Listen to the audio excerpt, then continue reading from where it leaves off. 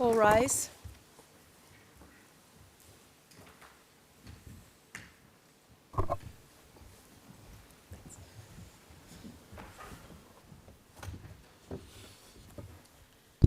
The Kosovo Specialist Chambers is now in session. Please be seated.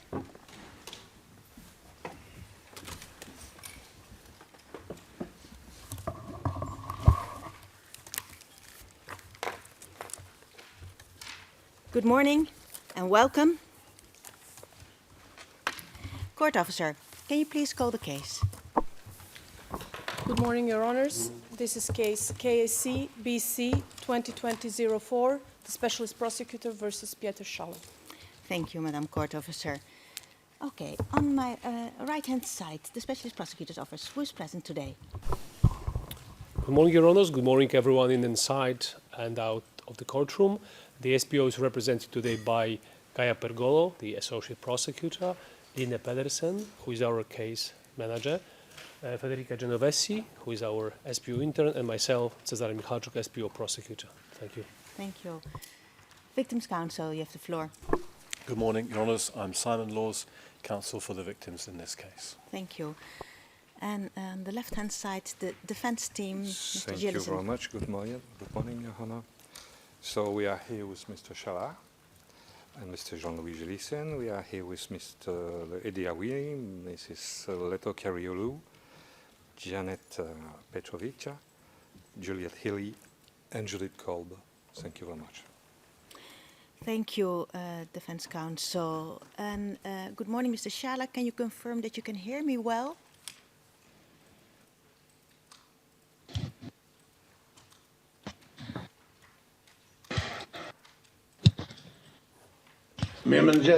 Good morning. Yes, I can hear you very well. Thank you. Today we will continue with the testimony of witness 3887, Mr. Sijadin Hoxha, who will testify in public. Is there anything parties or victims' counsel would like to raise with the panel? Mr. Prosecutor. Yes, Your Honor, thank you very much. Would like to seek leave of the panel to add to our presentation queue for the cross-examination two items. There are two partials of videos of the SPO interviews of Mr. Ziadin Hoxha. It's going to be part one and part two partials, just really 10 seconds each. The reason for the late addition is that only yesterday Mr. Hoxha mentioned certain dates that do not correspond to the dates that he mentioned in his SPO interview. So we would like to show him the videos and ask him about certain dates. We also believe that there is no prejudice towards the defense in relation to that, because the videos of Mr. Hoxha's interviews were disclosed to the defense in the redacted format in their entirety already on the 9th of November this year. Thank you. Thank you, Mr. Prosecutor. Victims' Counsel, anything you would like to submit with relation? No, thank you, Your Honour. Or something else? Defense Counsel. Thank you very much. We don't know which part of the video we are talking about, but all of us, we are searching for the truth. So I don't have any objection. Thank you. What I heard, in order to answer your question instead of the SPO, and he will add to it if I leave something out, it is regarding the dates that yesterday there was a short discussion, a short exchange about if it was in the month of May or the month of April. I see Mr. Prosecutor nodding. That is indeed the case. We had this issue with the dates when Mr. Hoxha entered the Kukes premises, and we would like to clarify that, showing him partials of the videos. Maybe for the record, the items that we are going to add to the presentation queue are the following: 077857B, part 1.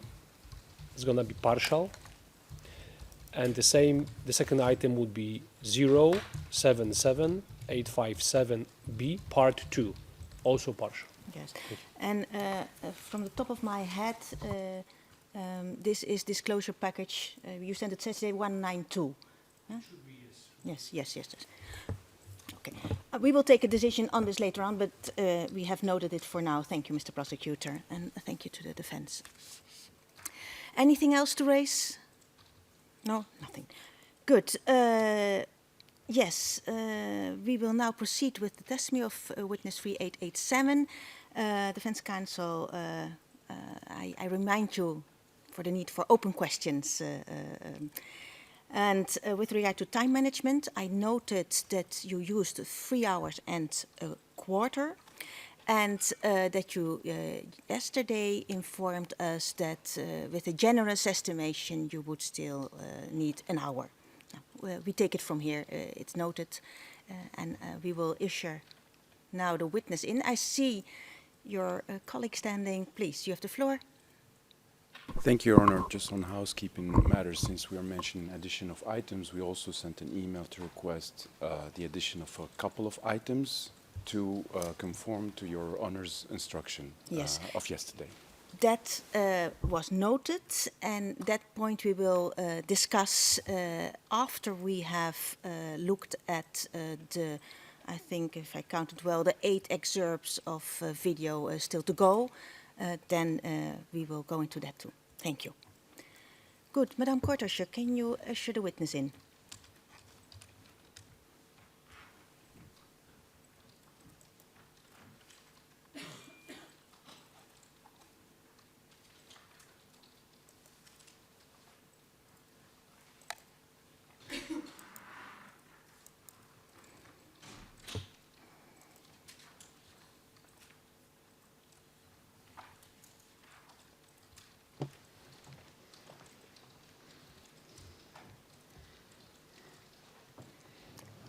Welcome back, Mr. Witness. Can you hear me well? Yes, I can. Mr. Shala, can you hear the witness? Yes, I can, Your Honor. Good morning. Good morning. How are you today? I'm well, thank you. Mr. Witness, I remind you that you are still under oath to tell the truth. You understand that? Yes, I do. Defense counsel, I give you the floor to finalize your examination in chief. Thank you very much, Your Honor. Good morning, Mr. Witness. Good morning.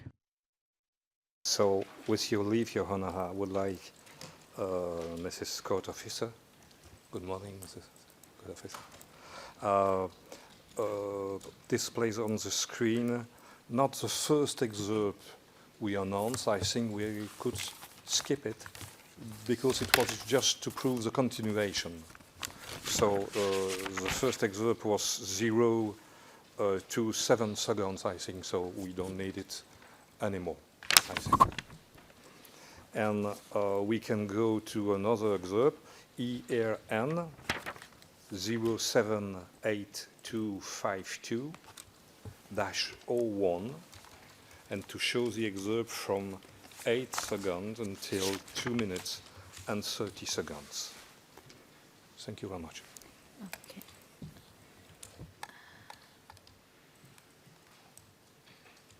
Yes, I have a look at it. So from 8 seconds.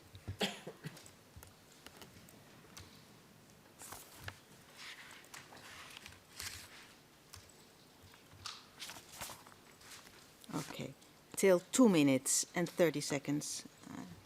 Okay, very well. Madam Court Officer, please proceed.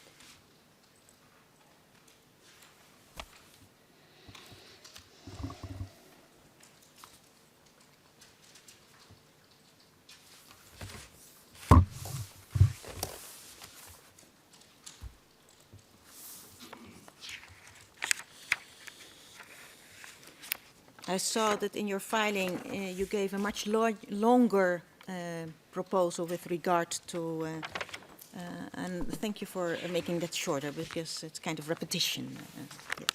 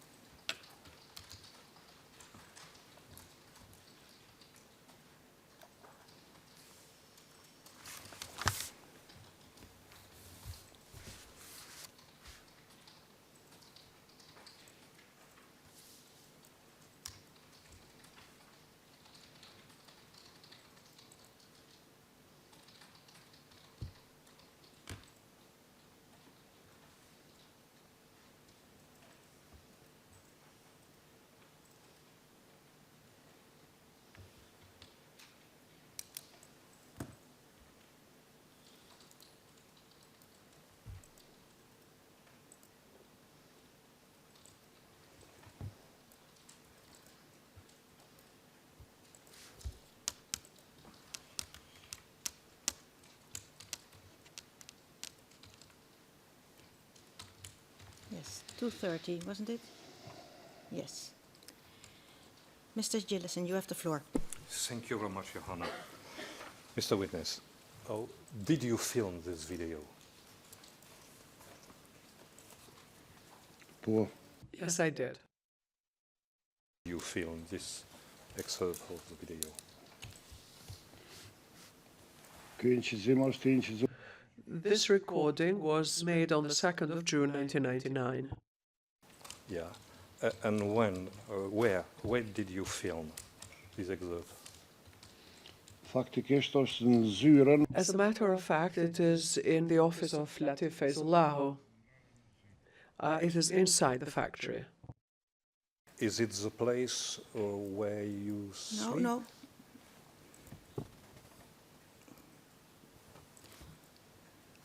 You already asked the question. Yeah.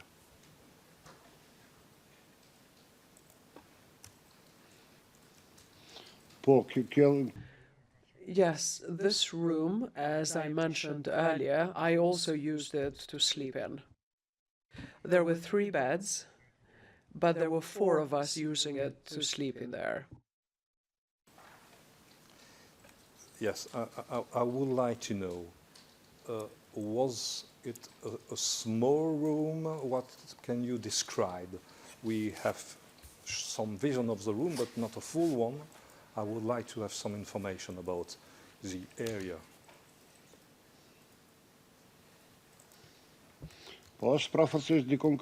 It is about 9 to 10 square meters, no more than that. Thank you very much. And what is the scene we are seeing? What are we seeing? What was the event at the moment you filmed there, the excerpt?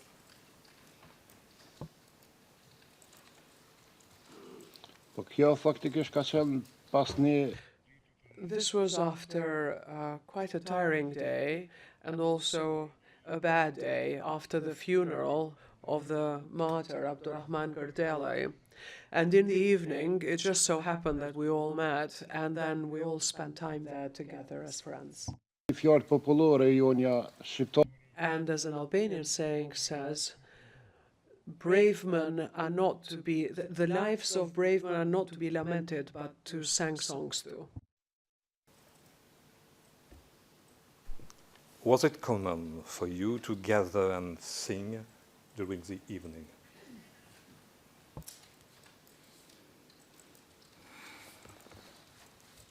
No, this was both the first and the last time. Thank you very much. For the purpose of identification of the people we are seeing on this excerpt, I would like to go to certain stills of the scene. Could we please go to the still image at 17 seconds? Please proceed, Madam Court Officer.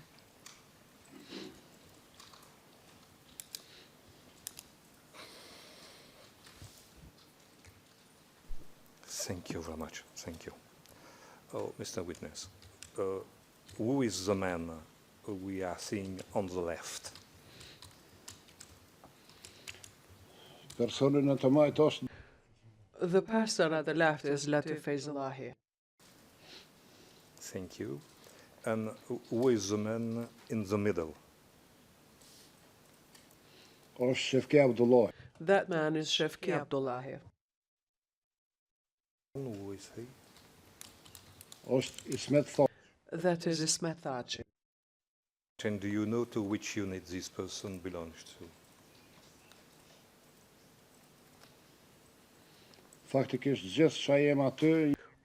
All of us present belong to the logistics unit.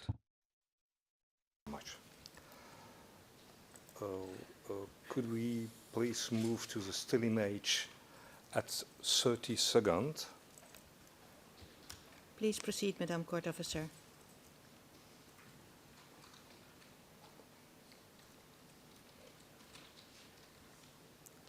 Yeah, we can see a woman, perhaps 2, I don't know, you have to inform us. Are you able enough to explain who are these persons we are seeing on the screen? Kto kanë qenë I do not know their names, to be honest. They were sanitary ladies. So, did they have something particular in their uniform to explain to the people they are part of the sanitary unit?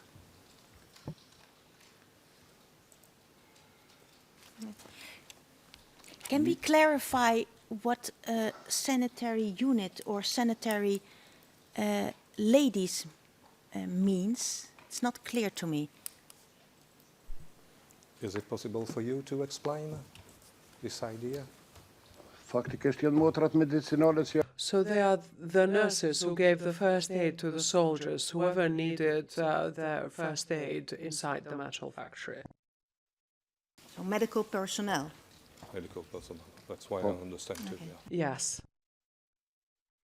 Thank you very much. And according to you, if you know, of course, don't guess, did these nurses have something particular to be able to recognize as nurses or part of the medical system, may I say?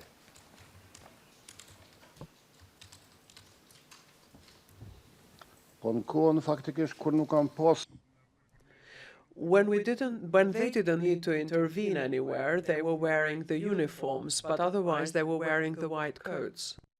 diçka mu identifiku And nothing else really to identify themselves more. Okay, thank you. Oh, could we go to the still image at 48 seconds? Okay, Madam Court Officer, please proceed. Yes, Mr. Witness. Who is the person standing and wearing a green shirt?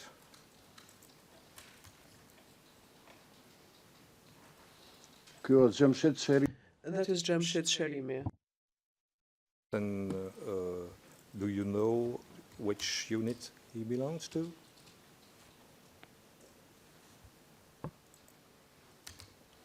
po faktikisht na të gjithë që jem këtu jem All of us present are logistics, really. Thank you, it's very clear. So may we Defense go- Counsel, sorry to interrupt you. Just one more question about the medical personnel, the two women.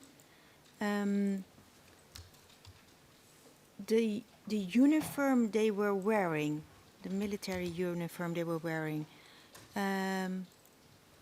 yeah, you said they were wearing uniforms. Were these uniforms different from other military personnel at the base? jo nuk kanë pas kur No, there was no distinction between them. Thank you. Thank you, thanks, Counsel. You have the floor again. Thank you very much, Ahana. So may we go to the still image at 1 minute, 1 second, please.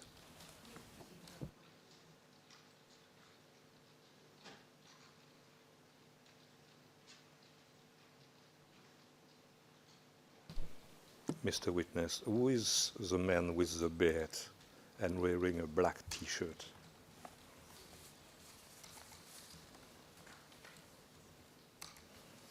kjo është Bedria Zeme That is Bedria Zeme. Thank you very much. It's enough for this excerpt. Thank you. So, perhaps just one last question about that. What is the room in the building? On which floor was this room?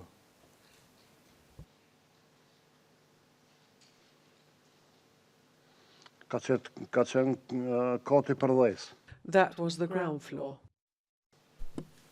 Thank you very much. So we could see another excerpt now.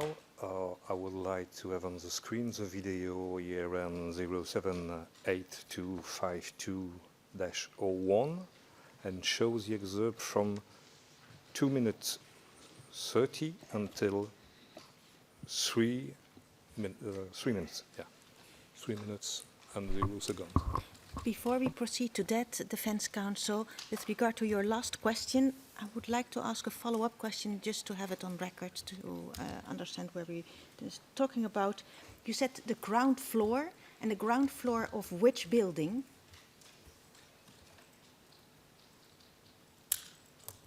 Faktiskt is een That is in the central building where the command was stationed, the logistics command, and on the ground floor. It's clear. Thank you, Mr. Witness. You have the floor. Thank you very much. Madam Court Officer, you may proceed with calling up the video.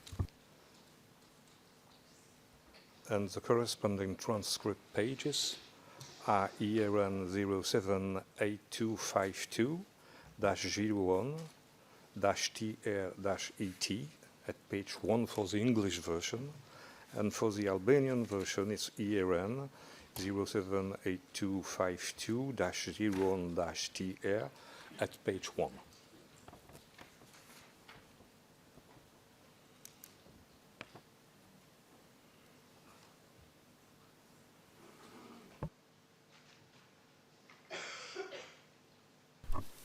We will proceed now with calling up only the Albanian version, because you, Defense Counsel, you want to have the sound.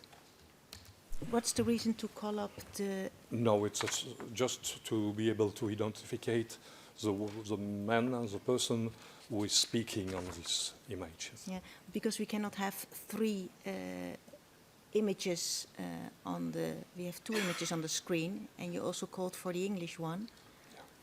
Yeah. So but for me it's not... Don't need to have the sound. No, just. but why would you like to have the Albanian transcript?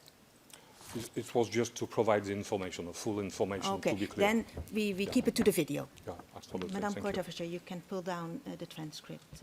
Thank you.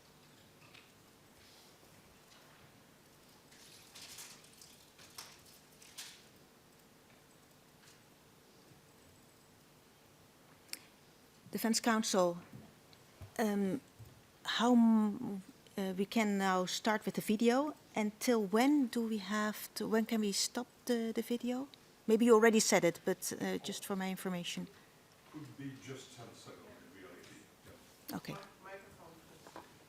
I'm sorry, just 10 seconds. It's enough, just to be able to identify the guy. Very well. That are enough instructions for Madam Court Officer. Madam Court Officer, please proceed for 10 seconds.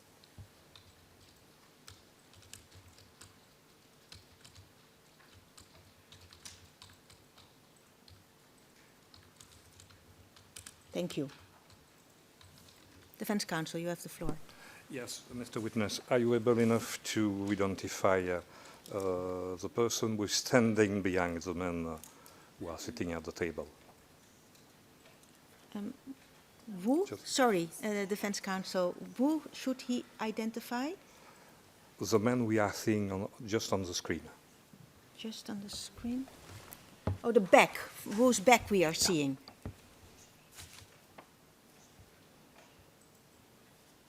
faktikisht jam unë. That's me.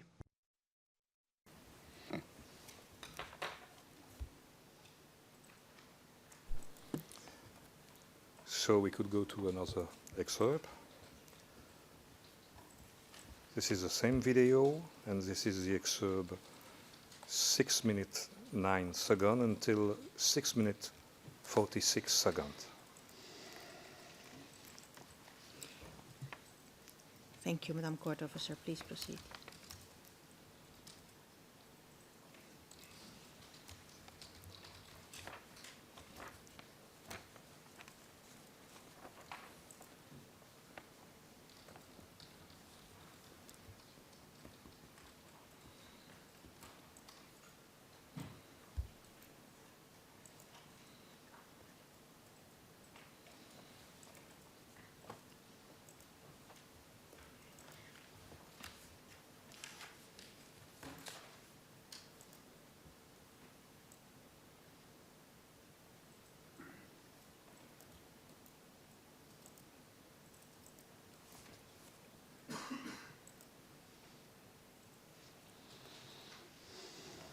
As for the identification, could we go to the still image at 6 minutes 9 seconds?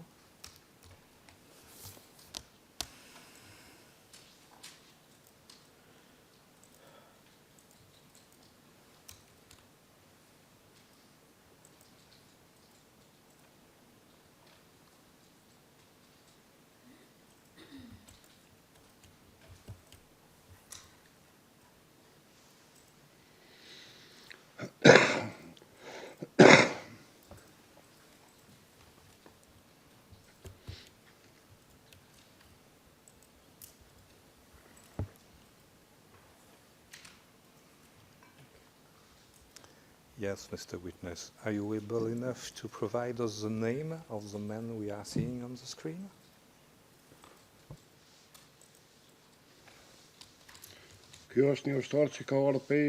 That's a soldier who came from the United States with their brigade for the liberation of Kosovo, the Atlantic Brigade. His name was Shefki. I do not know his surname.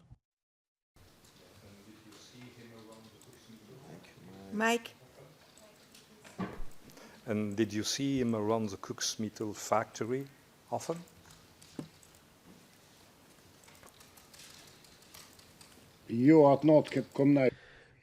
No, that night, and they heard us singing, so they came over as guests. Thank you very much. Please, could we move to the still image 6 minutes 22 seconds? Please proceed, Madam Court Officer.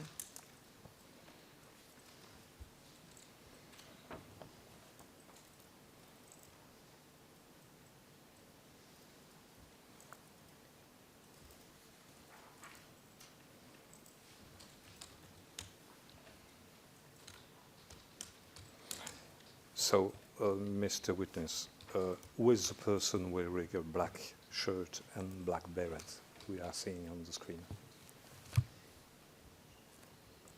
That's Mohammed Kuka. He also came over from the United States with the Atlantic Brigade. Thank you very much. It's very clear. So, this image, Mr. Witness, has been taken in the same room than the one we saw just before. Has this image, where has this image been taken? It's so easy. Where has this image been taken? All of these images were taken in the same room. Thank you very much. So we can go to another excerpt, please. The same video, and the excerpt from 17 minutes 45 seconds until 17 minutes 15 seconds. Please proceed, Madam Court Officer.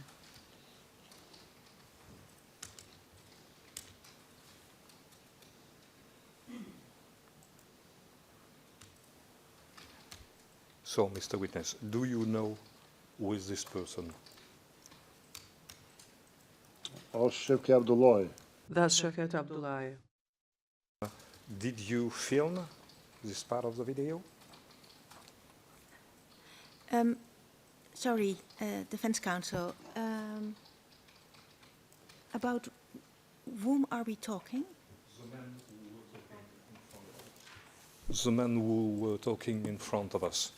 So just before the image we have the still image, we have a man in the street. We saw him. Can we do that again? Because I might have missed that. Please proceed, Madam Court Officer. Yeah, this one. Okay, very well, thank you. You may proceed.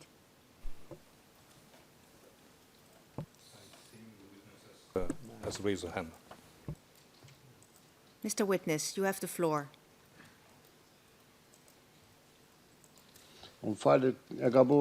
I'm sorry. His name is Fadil Hoja, not Shefki Abdullah. I'm sorry, I got the names mixed up. It's Fadil Hoja. Thank you, Mr. Witness. I'm sorry, I got the names mixed up. Apologies. We noted what you have said now. Defense counsel, you have the floor again. Thank you very much. And we could go to the last excerpt of this video. This is an excerpt from 1751 until 1836 second. Please proceed, Madam Court Officer.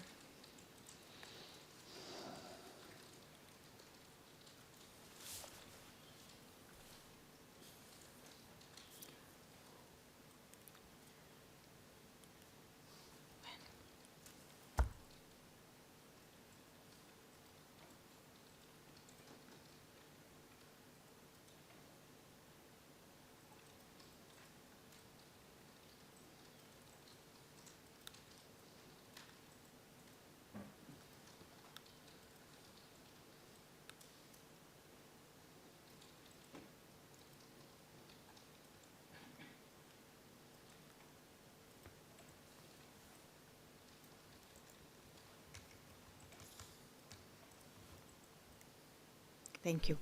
So, Mr. Witness, what unit or brigade so the soldier belonged to? Defense counsel, sorry to interrupt you, but shall we start with the who, when, and where video questions? At the beginning of the video, we are seeing I'm sorry, it's not my day. No, don't. So, at the beginning of the video, of the excerpt, we are seeing some soldier just before a van, and I would like to know if the witness is able to identify the unit of the brigade. I don't think my question was clear. I wanted to have first asked who filmed it, where, and when. Just okay. to As usual. Yes, usual. Yeah. So, Mr. Witness, did you film this video, this extract of the video?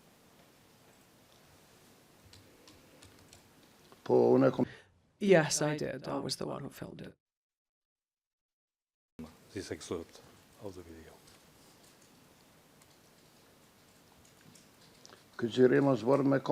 This filming was done on the 4th of June 1999.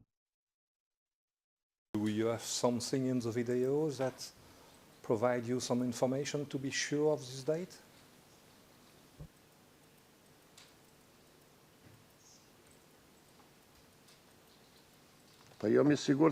Well, I'm sure because Gani Saramati, the martyr of our nation, was buried on the 4th of June.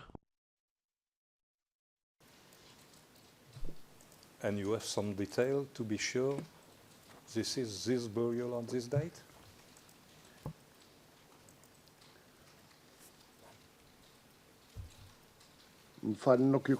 I'm sorry, I didn't quite understand the question.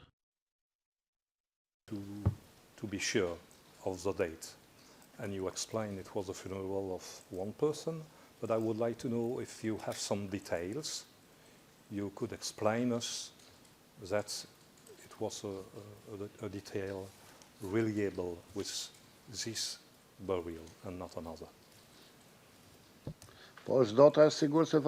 The date is absolutely right, because the dates of the burials and the funeral processions of the martyrs, everybody knows, they're written in history.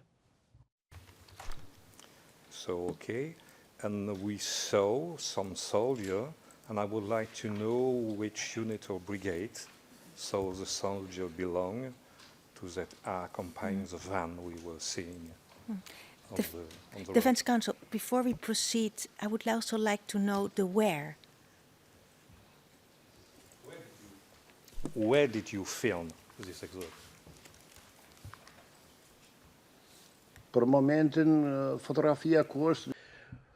That is actually in the Kuka Cemetery. And that is exactly the cemetery.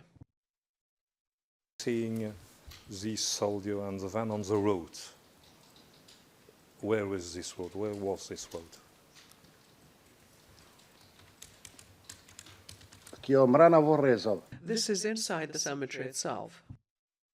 So this still is what I can see right now is in the cemetery, in Kuka Cemetery.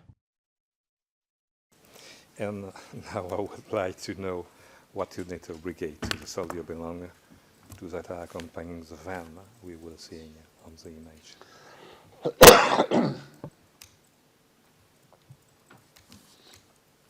Nuk e di faktikisht. I do not know, actually. Some of them are from logistics, because in certain cases, when there were funerals, for instance, or anything else, all of the logistics soldiers were involved. But there were also soldiers from other brigades who joined us. And there were also residents of Kukas who joined us. I think in this particular funeral, over 1,000 people attended it. Thank you very much. We have finished with this video, and we could pass through the video number 6, ERM 075-138-03. And I would like to have on the screen the first excerpt from 0 second to 6 seconds.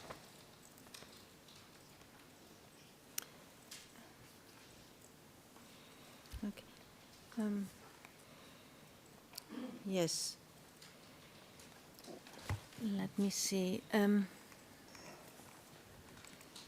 This is again the funeral of Gianni Saramati, isn't it?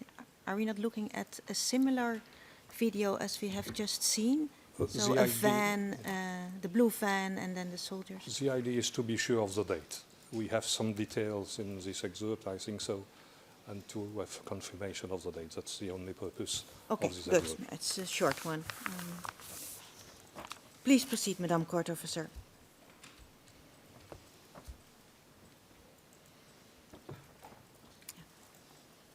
Okay.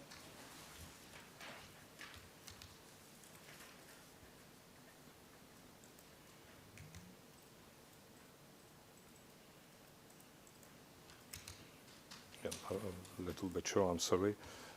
With what we were just seeing, is it possible for you to explain us which date will film this video?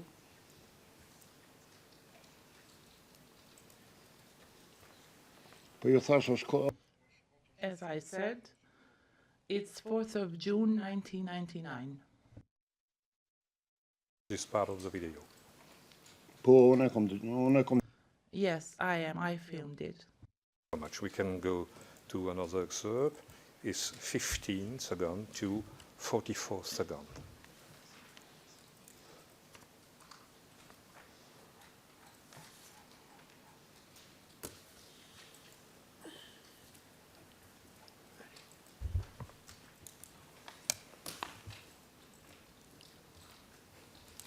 Please proceed, Madam Court Officer.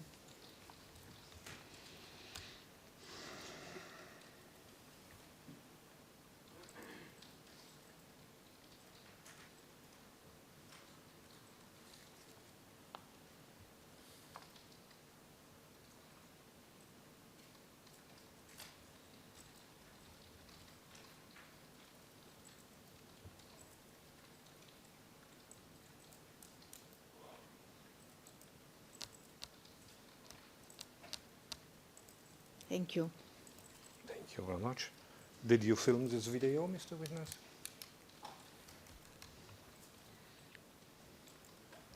po unë e kom Yes, I filmed it. Where did you film this video? faktikisht me 4 se On the 4th of June 1999 in Kuga's cemetery. You please describe and explain what we just saw.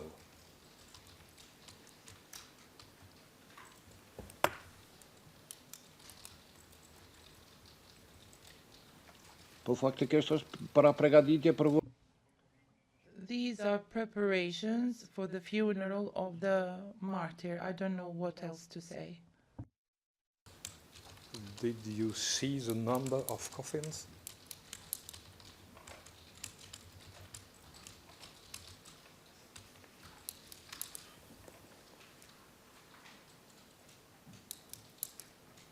Kaditos Vesnios, Vetam Gani Saramotir. Only one of them, Gani Saramati. Thank you very much. We can go to another excerpt from 1 minute 12 seconds to 2 minutes 51 seconds. Please proceed, Madam Court Officer.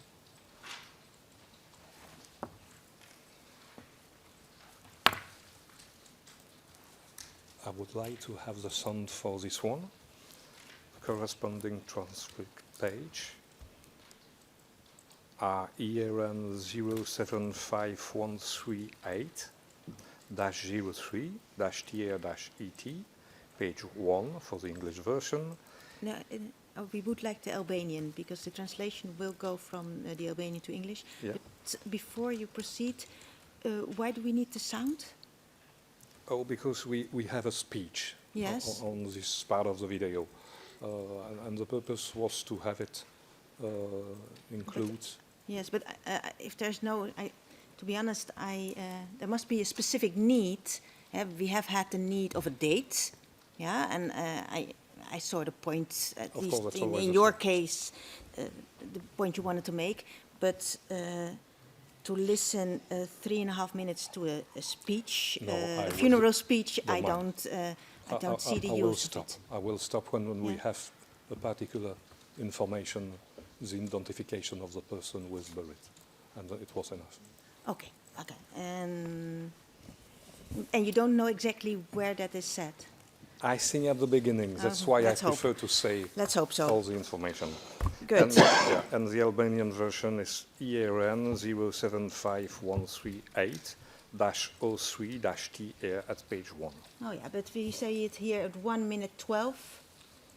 I see a name, the specific name. Okay, very well. Please proceed, Madam Court Officer. Oh, please. Oh. Perhaps the translator could provide us the information with the name of the person who is buried.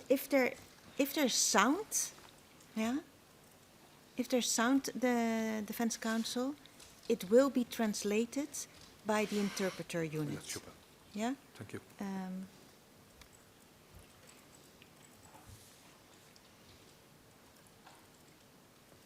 Please. With the units of the Kosovo Liberation Army gathered in the Kuka Cemetery to pay tribute to the Albanian national freedom fighter, the distinguished soldier Gani Saramati, father's name Hamdi. He died heroically facing the Serbian Chetnik hordes in the front line in Hasi of Kosovo, in Plan and Mazrek. Sorry, Madam Interpreter, that I talked through your voice. Thank you very much. Mr. Witness, are you able enough to confirm the burial of Mr. Saramati, Gani Saramati? What was the date you provide us before, just before?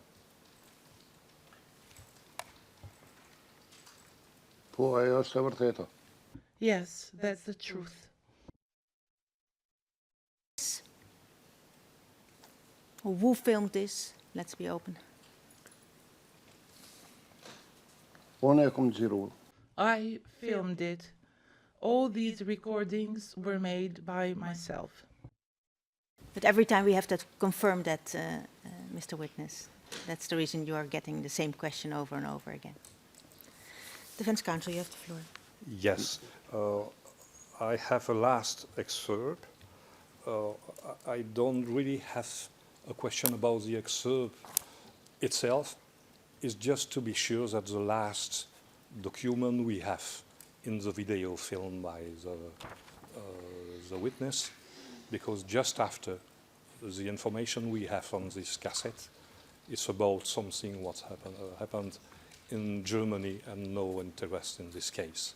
And I just want to obtain from the witness the confirmation or not. This is the last part of the cassette about its presence in Albania. So. Okay. And those are 4 seconds, if I see that. Exactly. Yes, okay, please proceed.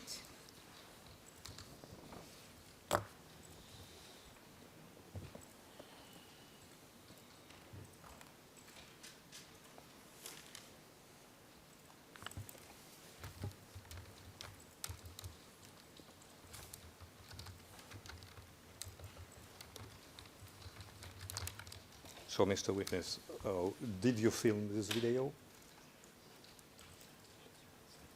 Poor. Yes. And where do you film it? Estás para o momento se pode... For the moment, I can't see anything on the screen. I only saw the cemetery, nothing else. According to you, do you remember if it is the last scene you film in Albania?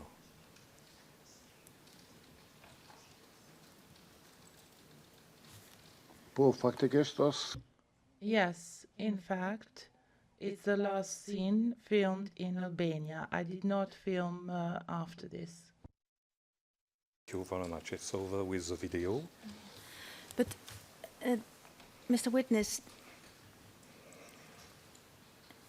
what we've just seen, that short scene of 4 seconds, is that the last of the material on that camera from that period?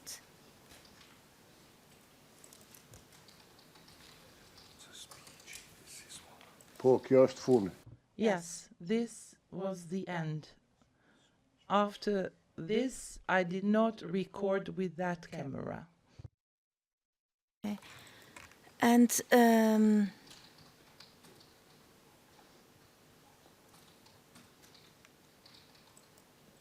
yes, because I'm puzzled. You were asked, where did you film this last excerpt? And then you said, I only saw the cemetery, nothing else. So how do you know that this is the last thing you filmed?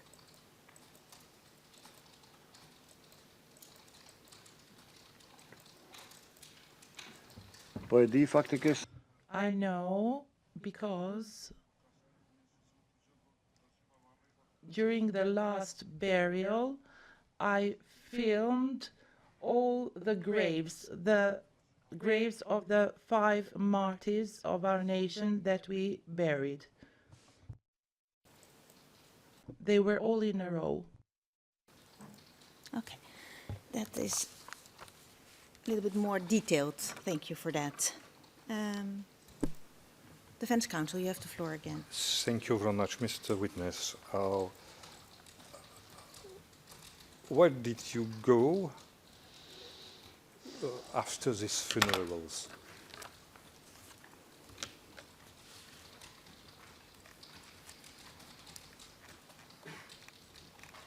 po faktikisht jemi kthy We, in fact, went back to the factory. After these funerals, did you leave Cooks?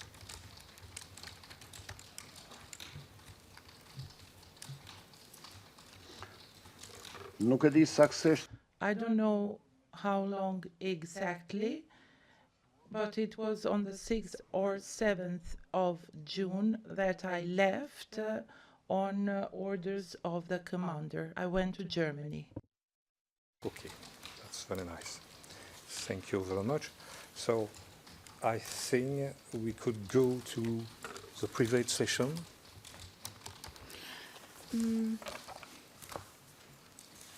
No, we are gonna do things differently. Madame Court Usher, could you usher the witness out? Mr. Witness, we will have an exchange now, and afterwards we will call you back. Thank you. Në rregull, faleminderit. That's fine, thank you.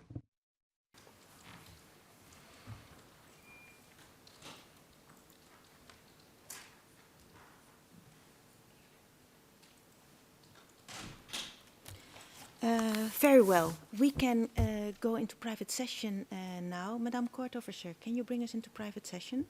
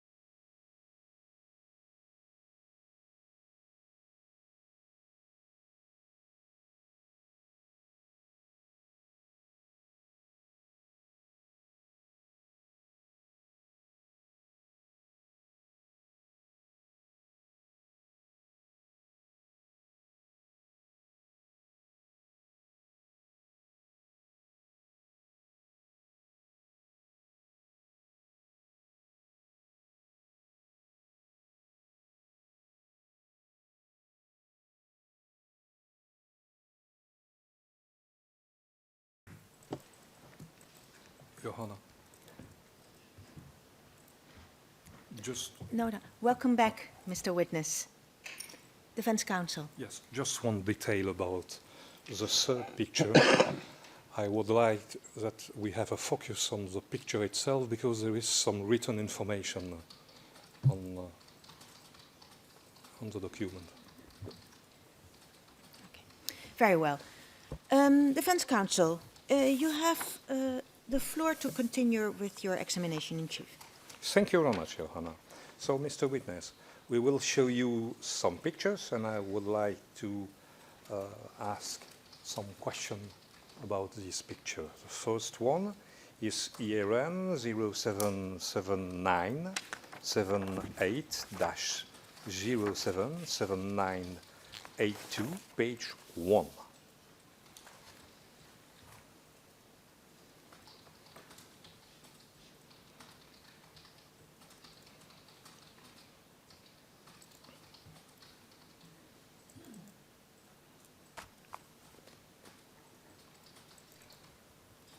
Please proceed. Thank you very much. Mr. Witness, is it possible for you to provide us the name of the people we are seeing on the picture? We could start by the left and to go to the right. The first one is Commander Mark Shala. The second, I don't know his name. I don't know the third person either. The fourth is Bislim Zurapi. The fifth and the sixth, I don't know their names. I only know the first two by name. That is person number 1 and number 4. Thank you very much. It's very clear. We could go, please, to the second picture. ERN 05-9113-05-9144, page 15.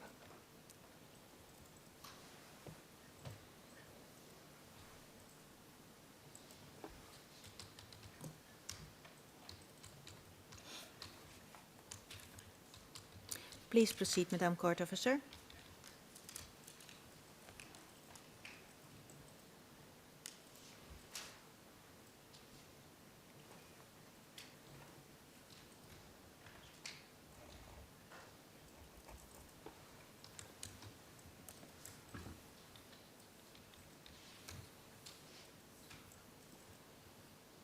Thank you very much.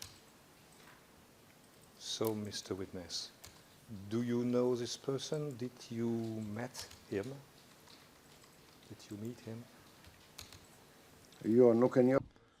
No, I don't know this person and I never met him in my life.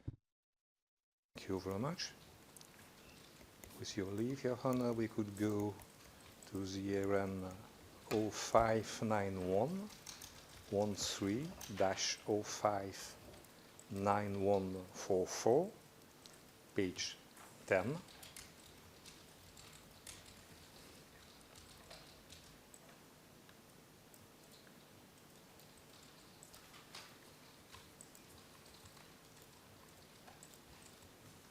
Please proceed, Madam Court Officer.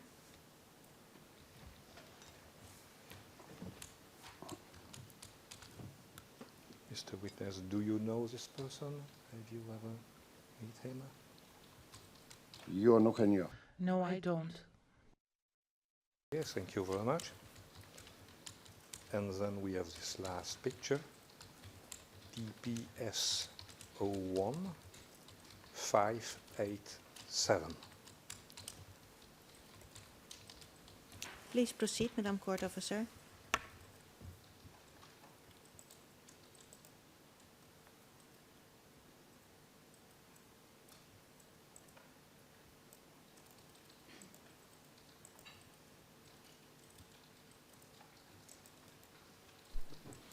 Thank you very much. I would like to know, Mr. Witness, if you know this person, if you are able to recognize him or not.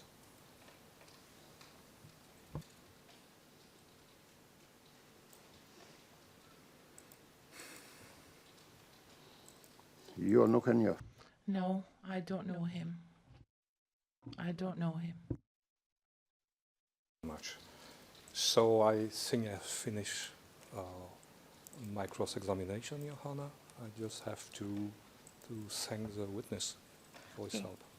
Before we do that, we will usher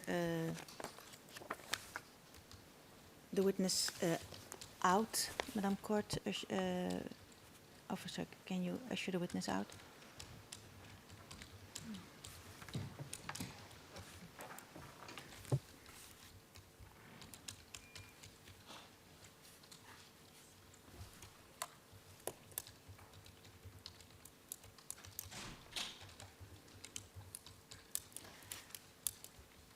Madam Court Officer, can you bring us into public session again?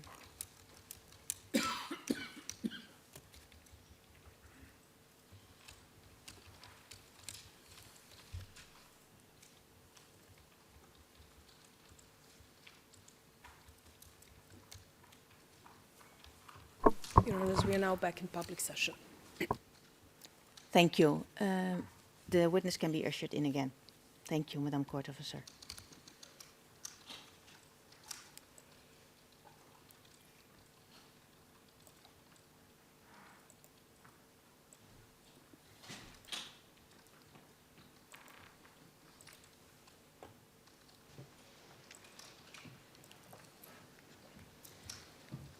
Thank you, Mr. Witness. Welcome back. Defense Counsel, you have the floor.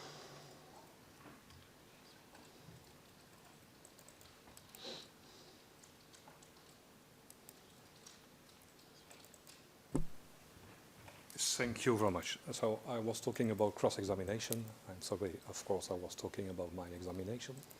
And I have no more question. I just want to thank a lot the witness because it was a long, of course, questioning.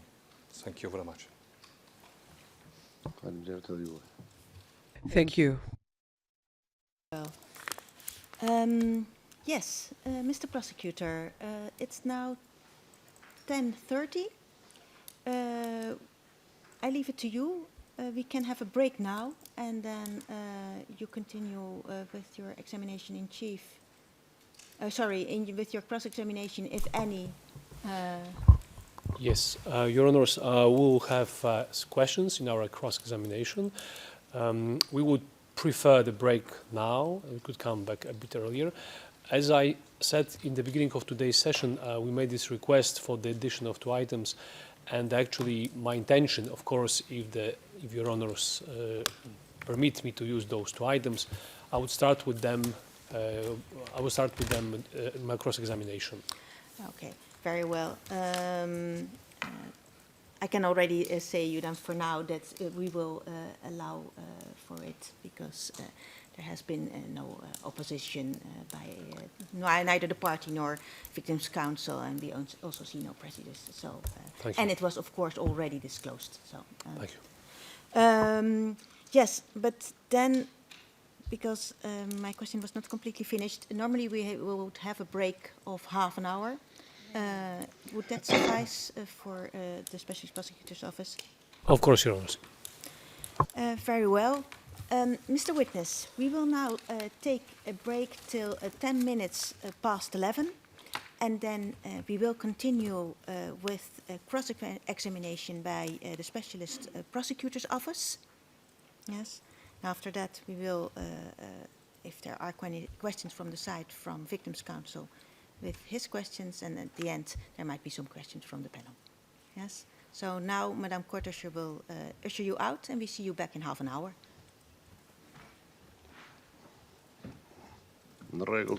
Okay, thank you.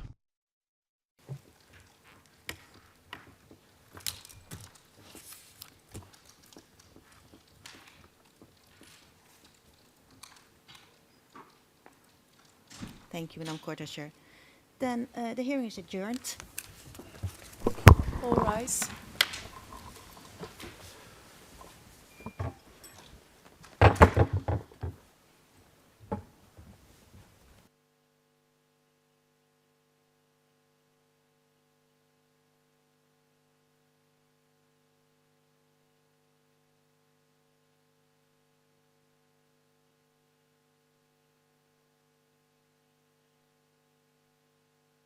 All rise.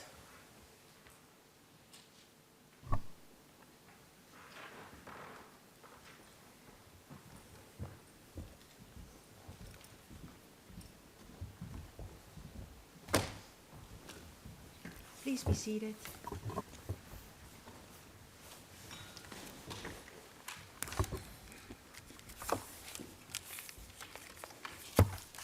Welcome back. And yes, SPO is in the same composition.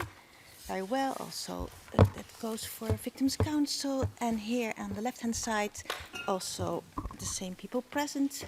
We have noted that, yes, we can continue with the cross-examination by the Specialist Prosecutor's Office of the witness, Madame Court Usher. Please usher the witness in. And we note, Defense Counsel, that you have used 4 hours and 7 minutes, so perfect.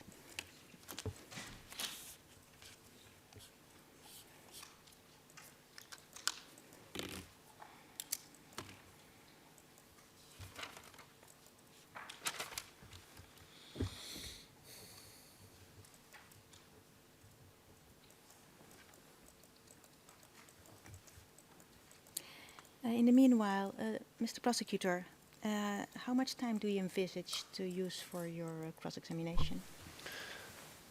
Your Honors, I believe I could use the reminder of the day today, and hopefully we'll finish by 4 o'clock, if not maybe some minutes in the morning tomorrow, depending on how everything goes.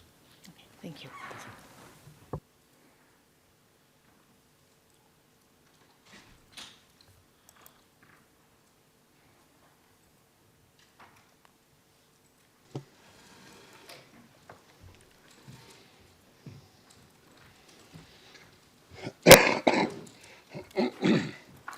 Welcome back, Mr. Witness.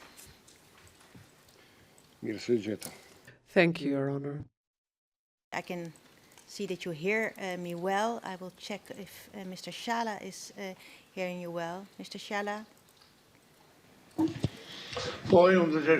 Yes, I can hear you very well. And you also hear the answer of Mr. Witness? Yes, I did. Mr. Prosecutor, you have the floor for your cross-examination. Thank you, Your Honor. Mr. Hodja, good morning. Good morning. And I'll be asking you some questions within the next hours.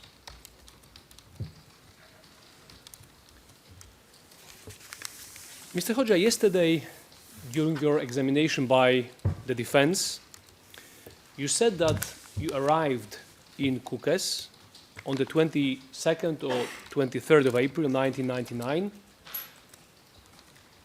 and it was on page 9, lines 17 to 23 of the provisional transcript of your testimony.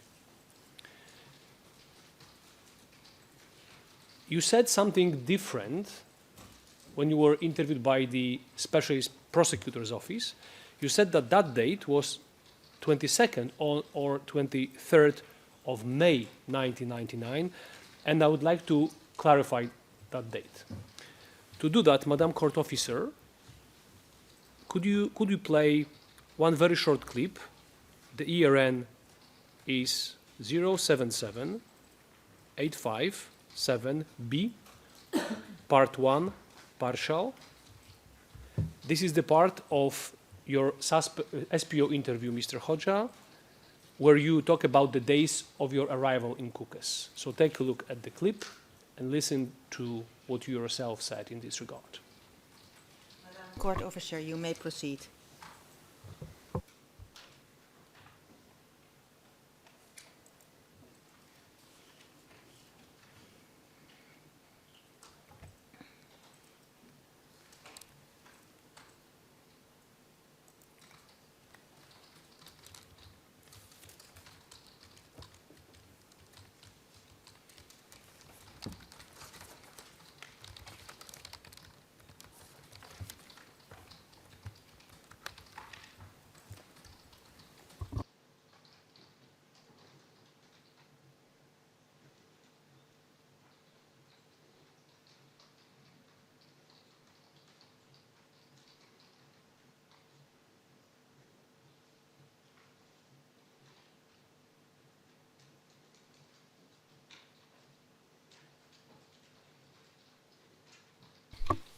Mr. Prosecutor, just to be sure, but I don't see any problems, but this audio will go out and will be translated. If This is fine. yes, that's very well. Good. Madam Court Officer, you may proceed. So can we get first the date or approximate date when you arrived in Kukës? A mund na japësh datën apo paravarësisht datën kur keni mbrit në Kukës? So it was the 22nd or the 23rd of May. Your Honors, if possible, I would like to play immediately the second clip to the witness. Could we now have the video, and the ERN would be 077857B, part 2, partial. Please proceed. Just to confirm, what year was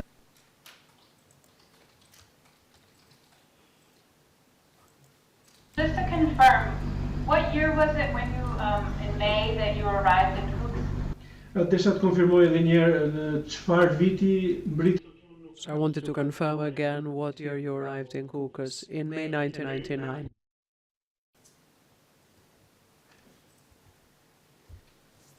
So, Mr. Hoxha, from those two clips that you featured on those clips, it's rather obvious that on two separate occasions, when you were interviewed by the prosecutor, you clearly said that you had arrived in Kukës on the 22nd or the 23rd of May 1999, correct?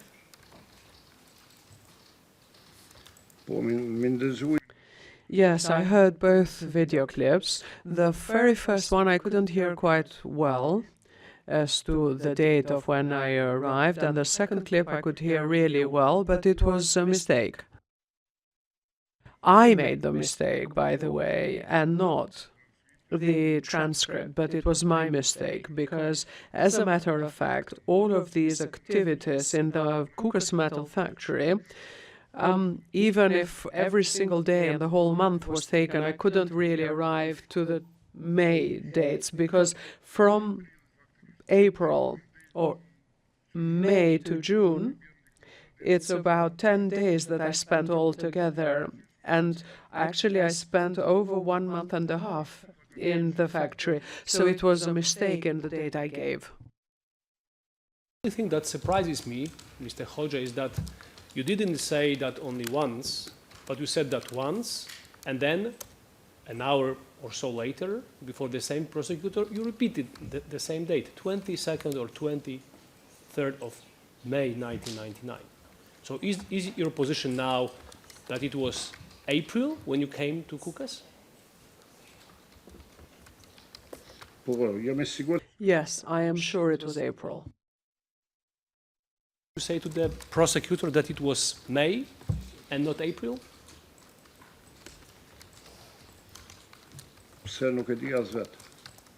Why? I don't even know myself. It was a mistake, to be honest. It was a mistake that I made in my statement. Mr. Hoxha, let's move to another topic. Yesterday, when you were questioned by the defense, and we can find the reference to that on page 12, lines 20 to 22 of the provisional transcript, you said that apart from staying in the Kukës metal factory, you also, and I quote, would be called and go to repair weapons in Krume, in Cachan, and in other places. And I would like to ask you a few questions about those locations.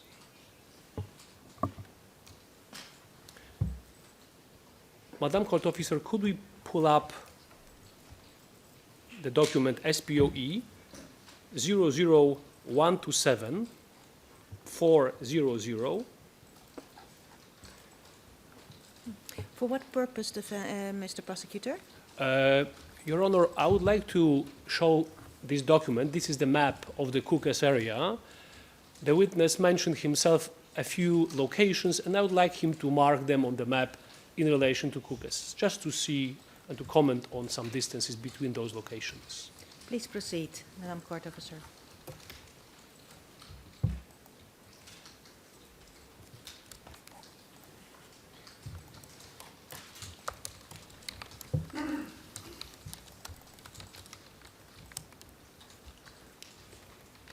Your Honors, could we make this map a little bit bigger, make a close-up?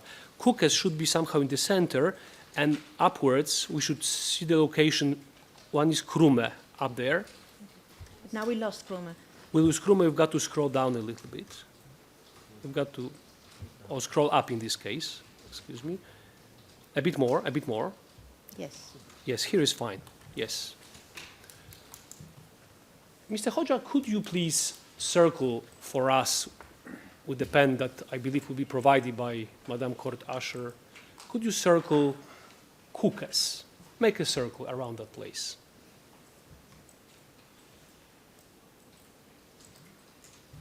Could you mark it with number 1 for us?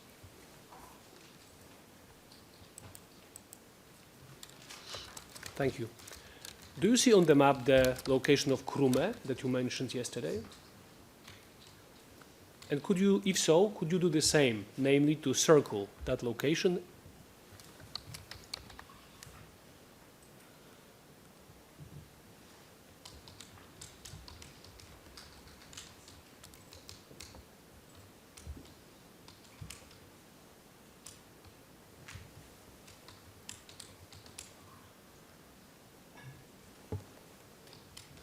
Could you put number 2 close to it?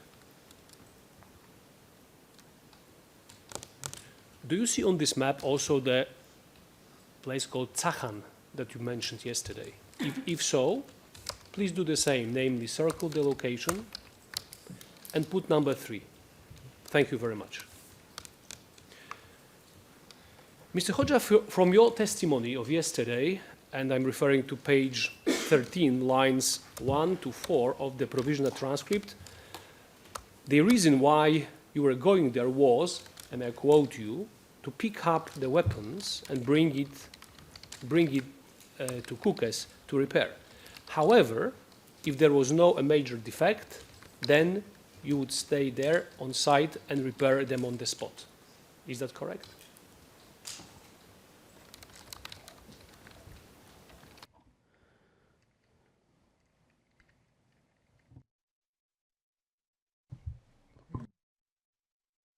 Sorry, I didn't catch the interpretation.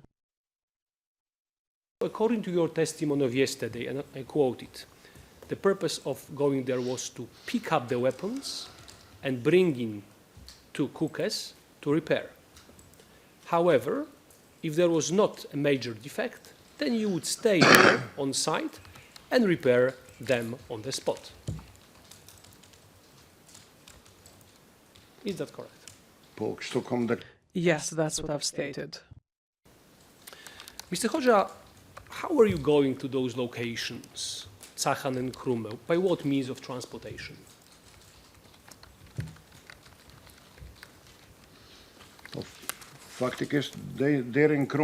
Well, as a matter of fact, one could go to Krum by small car, but to Zachan, for instance, unless you had a 4x4, you couldn't get there because the road was really bad and you really couldn't get through.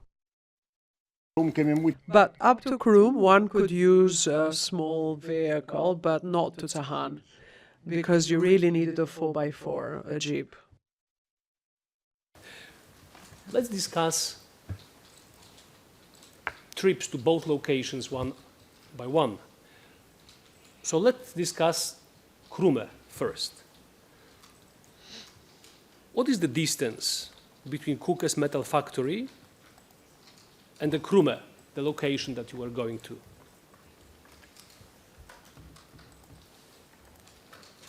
Oh, I don't know. In terms of kilometers, I do not know what the distance is, but by car, it would take about 2 hours, 2.5 hours.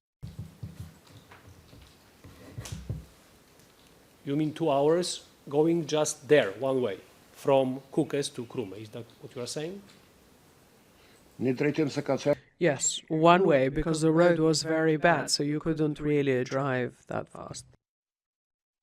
To actually ask you about the road conditions. So could you tell the court what were the road conditions? Was the road asphalted, cobblestone? What is a dirt road, gravel?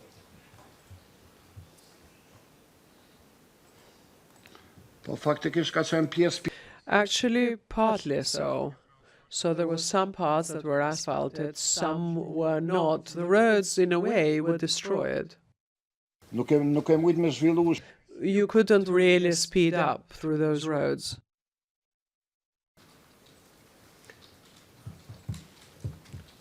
Was the road a straight one, or was it a winding road?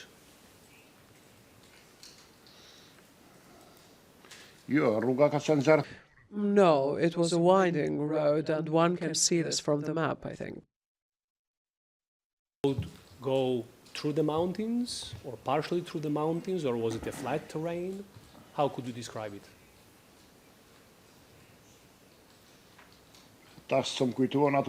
I can't really remember the details now. I'm so sorry, but I can't remember.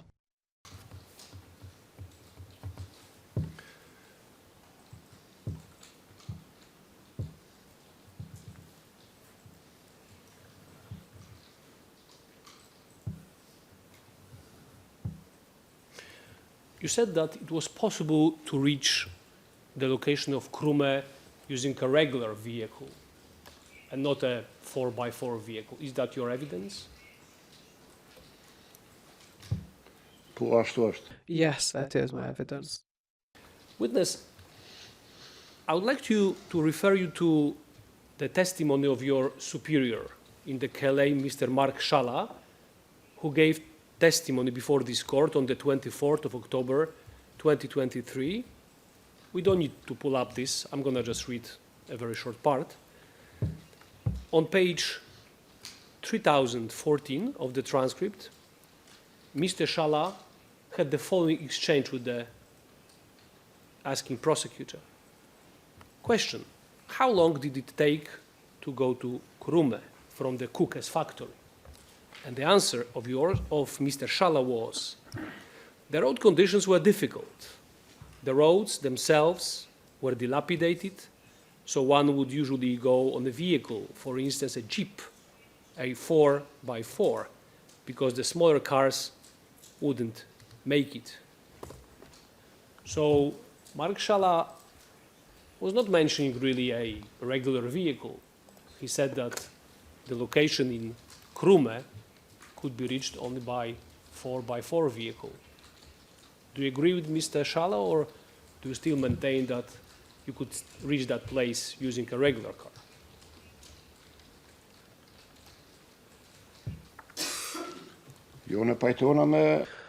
No, I agree with the statement of Commander Mark. But the commanders usually had jeeps for themselves, so for inappropriate terrain. Otherwise, one could go from Kukes to Krui also by regular car, small vehicle. But it was another thing for the commanders, because they had to have the highest possible security. We, soldiers, we couldn't pick and choose in terms of what vehicles we would use. You are saying, but I'm going to repeat what Mark Shala said. It was a Jeep 4x4 because the smaller cars wouldn't make it. Would you agree with Mr. Shala on that issue?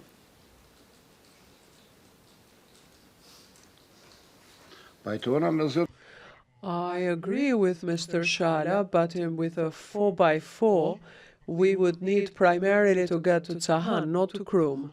Tsahan, rather, because the terrain is really difficult. Because Kukes to Krum, there were also smaller cars doing the distance, also residents of that area, because that's the main road for that part. But maybe his statement has been misunderstood. So by 4x4, one would need to go from Kruma to Tsahan only. So to go to the border, as a matter of fact.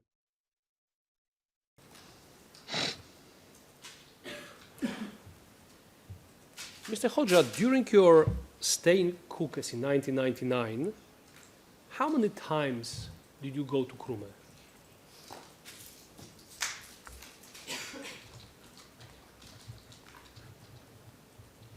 Nuk e di, minimumi dha. I don't know the minimum even then.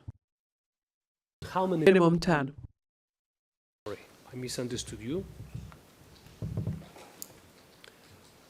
When you were in Krume, how long would you usually stay there?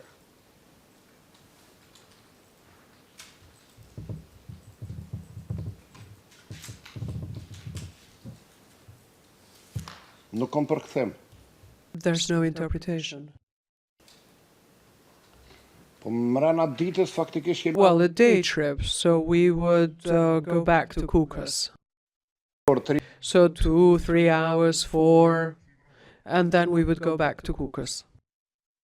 So just to recap, so 2 hours would take you to go from Kukës to Krume, 2 hours back, and 3 to 4 hours staying there in Krume. Is that correct? Po ashtu është. Yes, it is.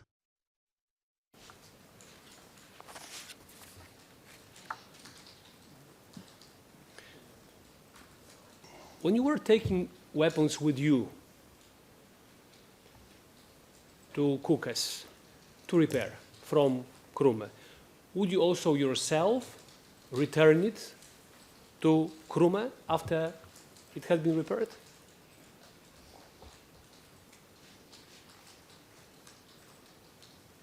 Jo, nuk e kom. No, I didn't return them to Krum. No. As a matter of fact, let me explain something, if I may, from the beginning. When I was given the task to repair the weapons, I spoke to Commander Mark, and the idea was that every weapon, once it was repaired, first I would have to check that it worked properly, and then I would give it to a soldier. Otherwise, there was a small depot in the metal factory. I had the keys, and I would put them there. So whenever there was a need, the commander would take those weapons and he would give them to other people. This is clear. Thank you very much. So let's now discuss the location of Tsahan. What is the distance between Kukës metal factory and the Tsahan location that you mentioned? In terms of kilometers or in terms of the time necessary to reach that place from Kukës? In terms of kilometers, I do not know. But from Kukës to Krum, Krum to Tsahan, it would be about 3.5 hours, something like that. But I don't know exactly. How's the road to Tsahan? How would you describe it? The road conditions, how were they?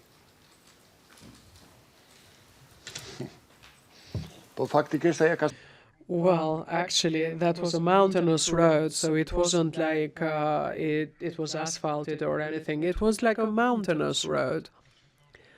So one would need a 4x4 or perhaps by tractor to get through to the top. Otherwise, by small car, you couldn't get there. Just no chance you'd get there. Was it a winding road?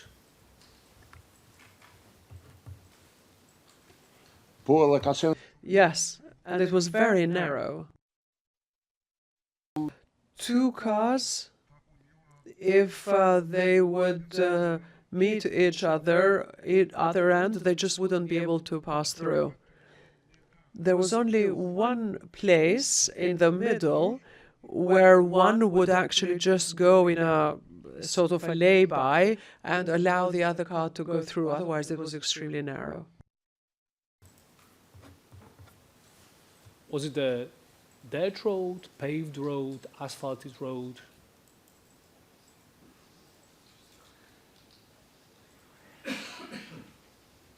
No, no asphalt. It was just the stone, gravel. And as you went up, on the right-hand side, really it was 200 meters that would go down a cliff. And if, even in snow conditions, if you went down, nobody would make it out of that. During your stay in Kukës in 1999, how many times did you go to Tsakhan?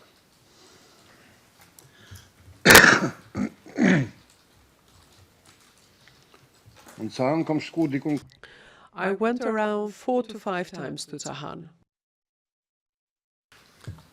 When in Tsakhan, how long would you usually stay there?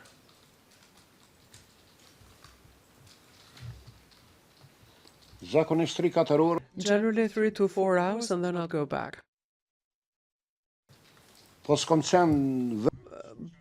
But I wasn't there on my own in Tsakhan, never. There was always a driver taking me there.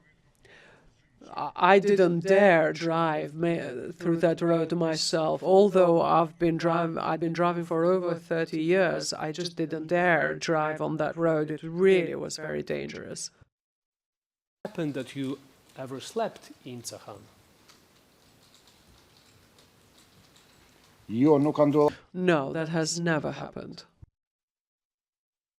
The times, so 3.5 hours one way, 3.5 hours back, and 3 to 4 hours of being in Tsakhan. Is my recap correct? Yes.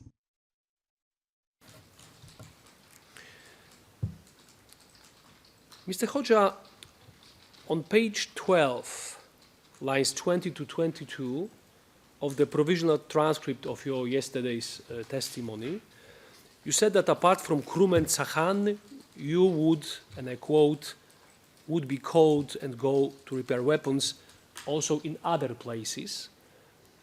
And having this map in front of you, could you tell the court and mark on the map those other places that you were going to repair weapons or to collect weapons from?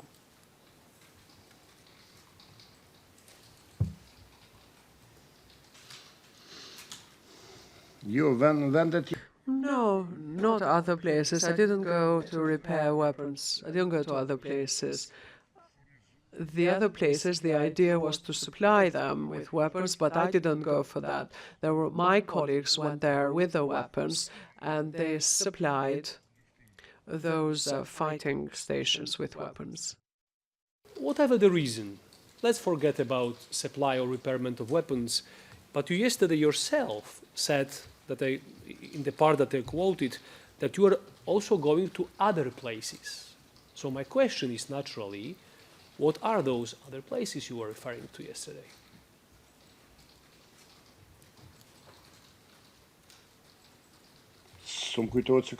I do not remember having said other places. These were the 3 locations. My responsibility was for these 3 places. So your evidence is now that apart from Tsakhan and Krume, apart from these 2 places, you were not going anywhere else outside of Kukës. Is that what you are saying?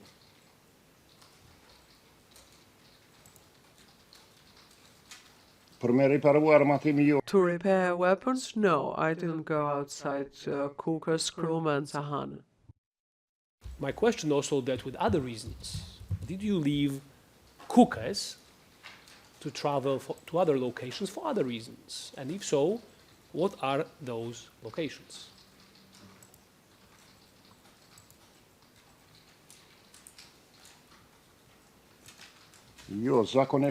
No, not usually, no.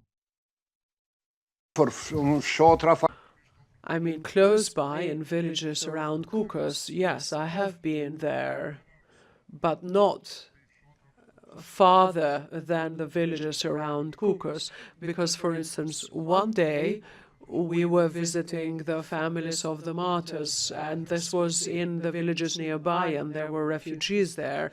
So yes, I left Kukës back then, and I went there with my friends. And actually, my recordings show that we had gone to visit the families of the martyrs, and they were located outside Kukës.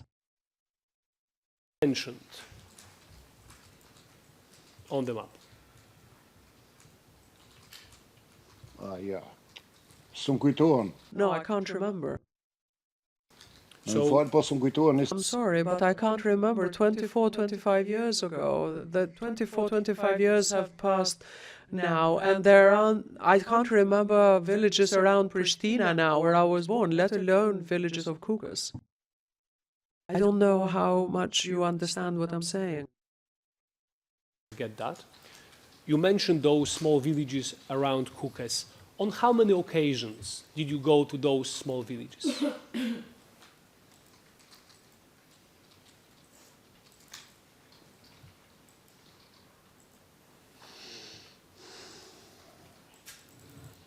Po ne herë faktikisht kemi dalë me Well, we went to visit the martyrs' families, my friends and I. That was once. And I think 4 or 5 times I went to Kolsh. That's where the shooting range was. So where we tried the weapons, whether they worked well or not. So let me ask you about these two places. So the place in Kolsh, first of all. It seems that indeed you were going to that place to Kolsh, and there was a shooting range there. And I have a question. On the map that you have in front of you, can you see this location of Kolsh? And if so, could you also circle that location?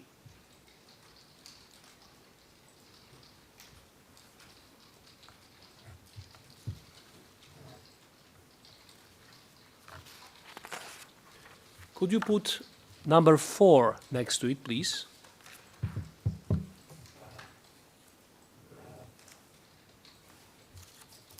Thank you. So you have just told us that you visited Kolsh, if I recall correctly, 5 times. Is that correct? I can't remember exactly where it was 5 or 6 times. I just do not know exactly. I don't. It's not like I was keeping track or proof of how many times I went there. Mr. Witness, could you please mark again Kolsh with number 4, because it's not very clear on the map.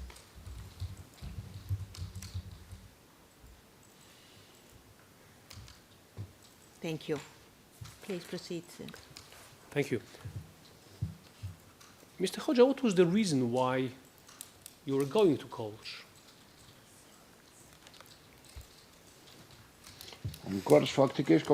Actually, I went to Kolsh to test the weapons I had repaired in the factory, because there were also barracks of our army there, the shooting range, and because in Kukas there was no shooting range, so I couldn't test the weapons as to whether they were still out of order or whether they were actually repaired, because I needed to be absolutely sure that the weapon had been repaired fully.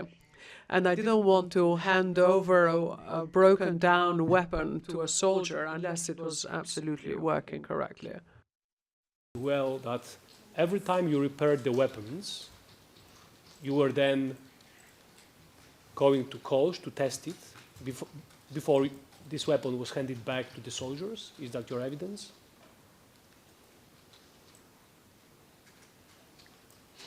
Paul, Yes.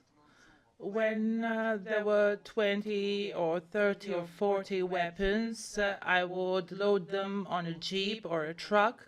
I would go to Kolsh, test all of them, those that were working, we would put them aside. Those that were still with defect, we would put them aside and then take them back to Kukas.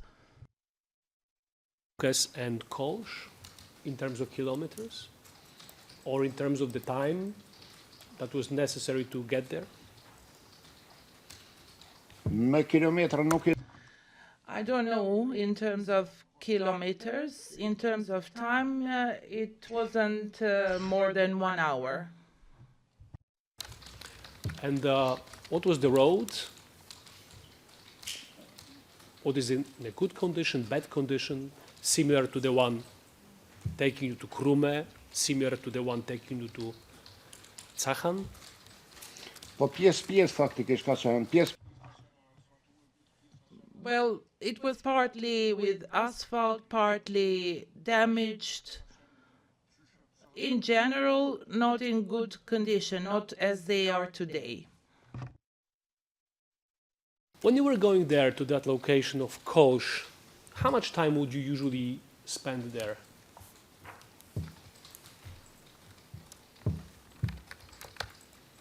Po zakonisht kom nejt deri. Usually, I would stay there until I completed the testing with all the weapons. That's why I would go there to test the weapons, not for anything else. Sometimes I would stay for an hour, 2 hours, 3 hours. It depended on the amount of weapons I had with me. So 1 hour to get there, 1 hour to get back, and 1 to 3 hours spent there testing weapons. Is that correct?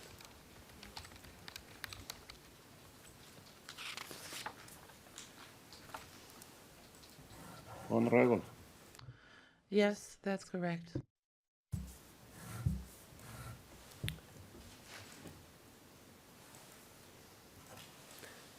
Did it ever happen that you stay there overnight in that location of Kolsh?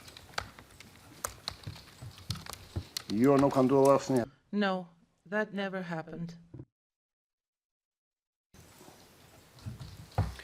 Just one question about those small villages that you were apparently visiting. What was the distance between Kukas Metal Factory and those small villages where you were going in 1999? Nuk e di. That I don't know. I don't know exactly what the distance was. The day when we went to visit the families, we spent the whole day visiting martyrs' families. So apart from going to Krume, Tsakhan, Kolsh, and that village of the martyr, did you go to any other places outside of Kukas?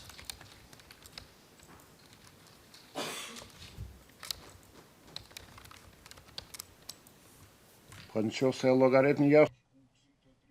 Well, if you take into account the location at Drini Ibard, where the Guard of Honor did its preparations, and which is outside Kukas, then yes. But as for other locations, I wouldn't say so. In a moment, I'll have a few questions about those events, so bear with me. Mr. Hoxha, from your testimony, we understand that in 1999, while in Kukas, you recorded several videos of funeral ceremonies of the fallen KLA soldiers, correct?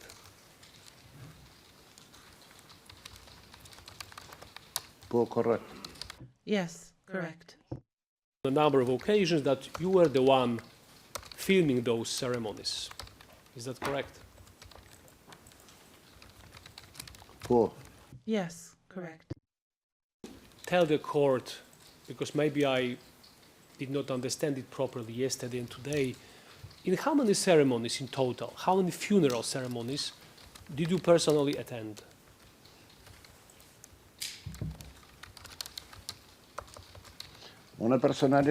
I personally attended 3 funeral ceremonies.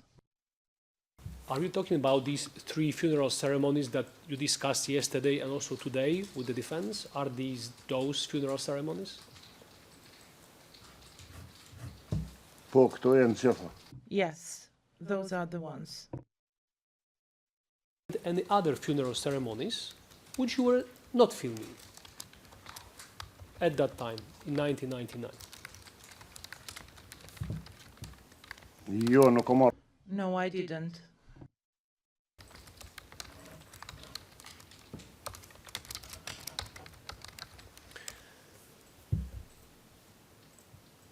Your Honors, could we have one or maybe 2 photographs on the screen. The reason for that is that we'd like to show a photograph of a certain location to the witness and ask him about it. It relates to the funeral ceremonies. Please proceed with giving the ERN number. Could we put on the screen the document DPS? Yes, completely right. My attention was called to the fact that we first have to save this document and give it a registry number. Of course, of Yes, course. no, but that's on me. Yes, Madam Court Officer, please save it and then you can allocate a registry number.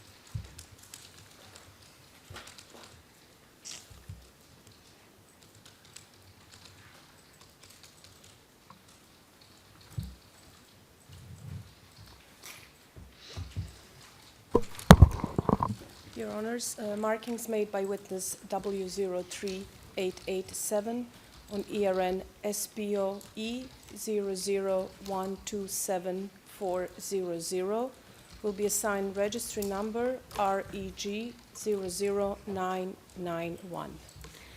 Thank you, Madam Court Officer. And one extra remark, we will continue till 12:40. We will be changing a little bit the schedule this afternoon, but for now, we know we will break a little bit earlier. And also for you, Mr. Prosecutor, that you know Yes, understood. how to organize your questioning.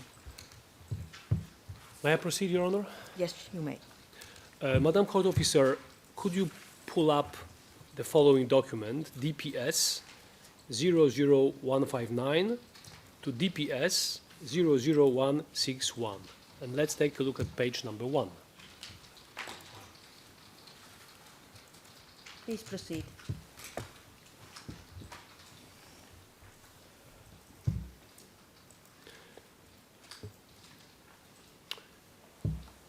Mr. Hodja, can you see this photograph in front of you?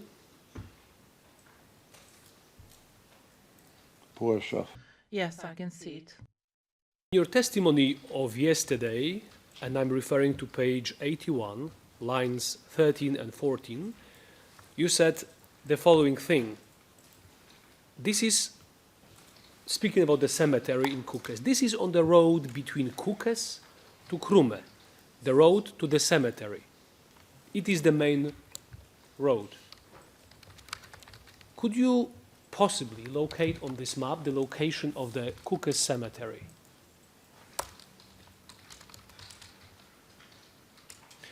Is there any way to make the map a little bit bigger? Maybe just by, yes, maybe this would suffice.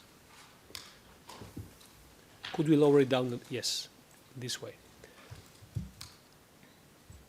My question again, Mr. Hodja, could you locate on this image the location of the Kukes cemetery? And if so, could you circle it?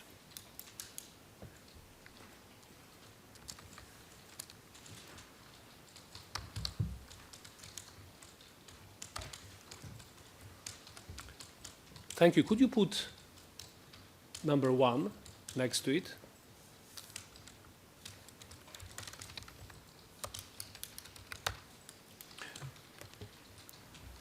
Your Honor, is that fine? Is that big enough, this number? I think it will do. Thank you. Okay. Yes. Mr. Hodja, is it possible also to circle, if you can, of course, on this map, the location of the Kukes metal factory?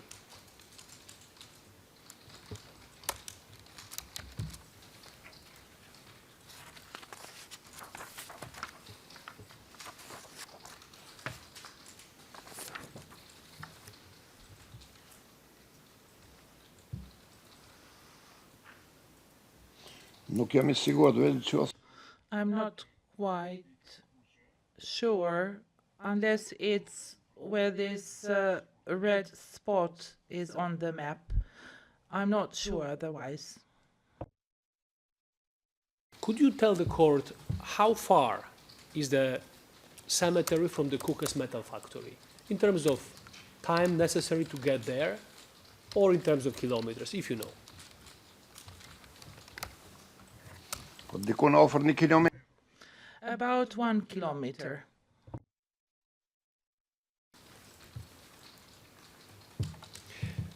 Mr. Hoxha, yesterday and today we have seen a number of video clips, a number of images of people leaving the Kukas metal factory, then going as part of the procession through the city of Kukas, then gathering at the cemetery.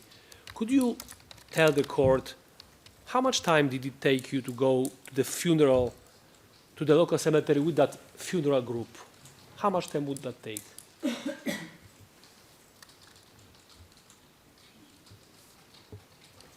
Yes. Excuse me, Your No, Honor. wait, Mr. Defense Counsel. Is the remark you want to make something that the witness should not hear? Okay, please proceed. No, and excuse me, my learned colleague. I just see on the transcript that going as part of the procession to the city of Cooks, maybe it's a slip of a tongue, but I don't think this is what my learned colleague meant. The procession, I think, from the metal factory to the cemetery, maybe what he meant. That was exactly my question. If there was a slip of a tongue on my part, I apologize, and thank you for the correction. This is exactly what I wanted to say. Thank you. We have noted that in the transcript. Please. So maybe I should repeat my question. So, you know, having seen your footages of those processions leaving the Kukas metal factory, going through the city of Cooks to the cemetery, how long would that usually take to get there, in the walking in this procession? Po dikon pe uzinë faktikisht. From the factory up to the cemetery of Kukas, it took about 20 or 25 minutes. This is in approximate terms. I do not know exactly how long it took. Mr. Prosecutor, the information regarding through the city of Cooks was not information that was already available, at least for now. My question was formulated in this way because on several images we saw the people walking through the city, and if we believe that on this map the cemetery is at the outskirts of the city, wherever the Kukas metal factory is there, it should be somewhere, you know, on this image below, which means in the city or at least in part of it. So this is my understanding. If I was not clear, I could maybe No, okay, lay it's some clear, but foundation. it's information I think I would have preferred not to have been shared in this way. But it has now been said. Yes. If we may, Your Honor, geographically, you have to really pass through the city and go outside the city to arrive at the metal factory, and go into the cemetery doesn't make you... That's the point I'm making, that it's too much of information. That was the point that the panel was making. And geographically incorrect, Your Honor. Yeah. That's also a point. That is something that I leave to you, because I don't want to have a discussion on that. I just thought that we were sharing too much information. Yes, Your Honor, I'll try to be precise. What we saw in the videos were definitely roads and some building structures. So this is what I meant. And I think that the witness should know what was the road. So I don't think I'm misleading him. If so, maybe I could seek clarification. So the only issue, you want to clarify something, please. Mr. Witness, please proceed. I wanted to clarify the following. In fact, from the town or city to the cemetery, we only went once. It is the first funeral service those that were at the Kukas hospital. The other two funerals, the crowd, the procession started from the metal factory, and that's why you can see the town, the entire town during the first funeral. That was in the Kukas hospital. Thank you. This is clear, Mr. Witness. Thank you very much for this answer, for this clarification.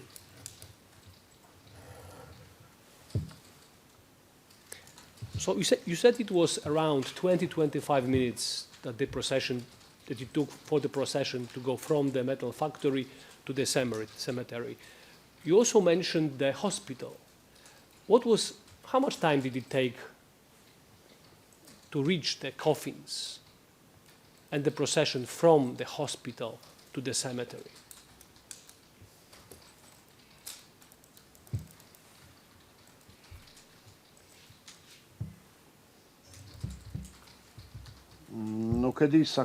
I don't know exactly.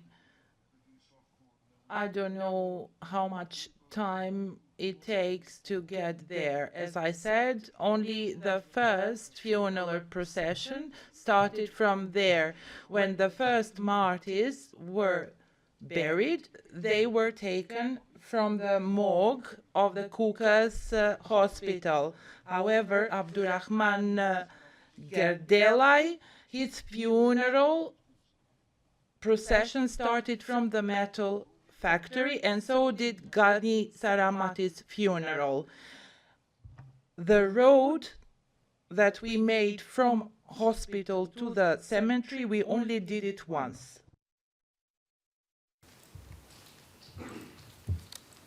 That's all right. Thank you for this clarification. From the videos that you discussed with the defense yesterday, we understand that after the procession reached the cemetery, there was also some time that was spent by the group of people at the cemetery. So what we saw yesterday, it was the gathering of the people first. People were coming to the cemetery. Later on, we could see funeral speeches.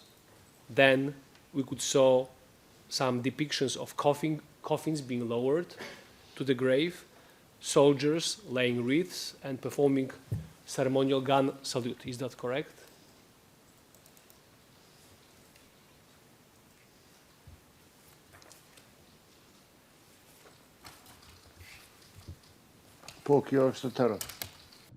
Yes, that's all of it.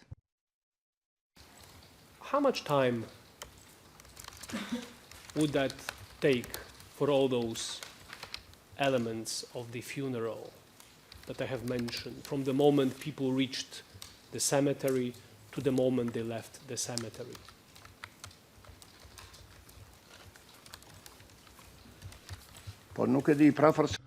I don't know.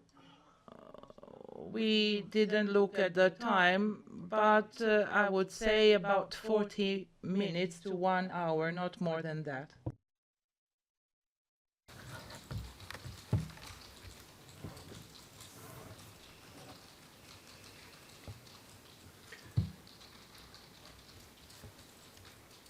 Apart from the funeral ceremonies, yesterday we saw in one of the clips, and this is the video that we displayed, it was 075138-01. We saw in that video the KLA soldiers practicing the ceremonial gun salute before the funeral ceremony. Do you remember that video?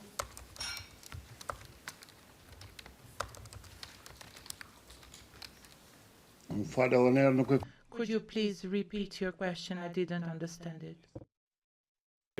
We saw KLA soldiers practicing the ceremonial gun salute in the air that took place before the funeral ceremonies. Do you remember that video?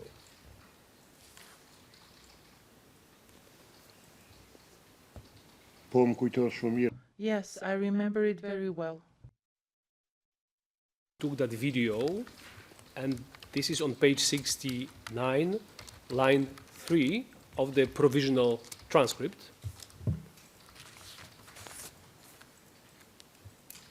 And you said also yesterday and also today, and it's on page from yesterday's session on page 69, lines 19 to 20 of the provisional transcript, you said that this event took place after White Drin River, about 2 kilometers away from the metal factory towards Krume. Is that correct?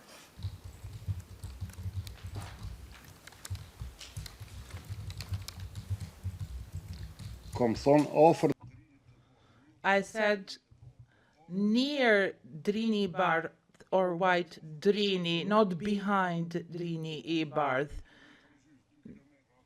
It's near the factory, about 1.5 or 2 kilometers away. Understood.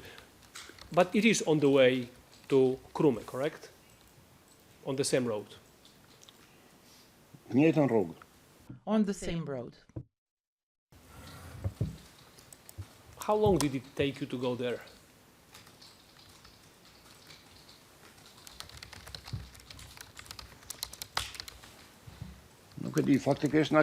I don't know.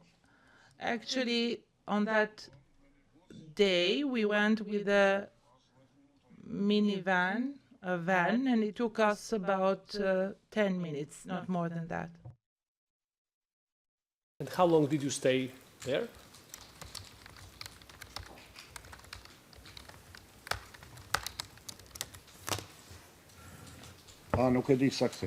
I don't know exactly how long. I don't know. I didn't look at the time. If we remember the video, first you film a group of people slowly walking alongside the river, I believe. Then they are given some instructions, I believe. This is at least what could be seen on the video. Then they perform this training on shooting in the air. And then you go back. Does that jog your memory about the approximate time you spent there at that location?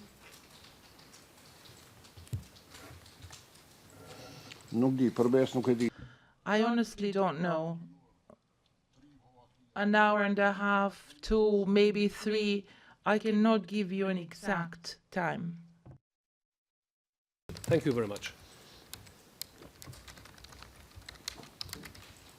A slight change of the topic, but we are still in Kukës 1999. To which unit, battalion or brigade, did the soldiers who were buried at the Kukës cemetery belong?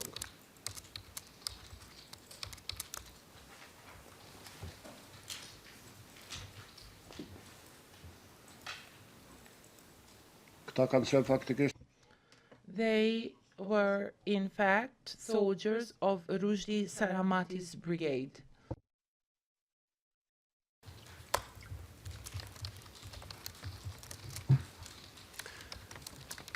But you don't remember the name of that brigade, you don't remember the number of that brigade, or do you? Just to make it clear. No, I don't know it. I don't know. Yesterday you said that the martyrs who were buried, they fell in the Battle of Gorozhub. Is that correct?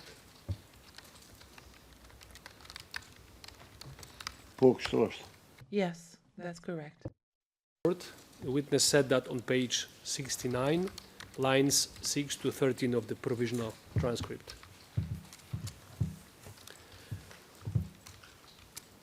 Also yesterday, at page 78, line 12 of the provisional transcript, you mentioned that some of the participants in the funeral were from Rujdi Saramati's brigade. And my question is, do you know where they had come from to take part in that celebration, that ceremony?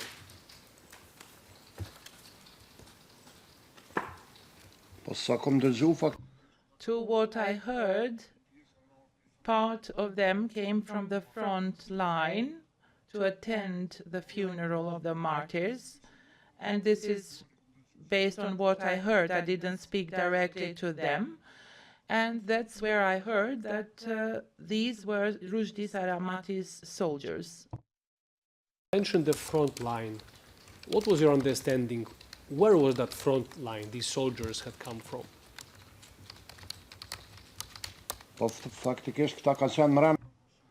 They were inside the territory of Kosovo. There was the Operation Arrow, and this operation included a part of Gorozhuk territory where these martyrs fell. So, are you saying that these fallen soldiers were killed in the framework of this Operation Arrow? Is that what you are saying?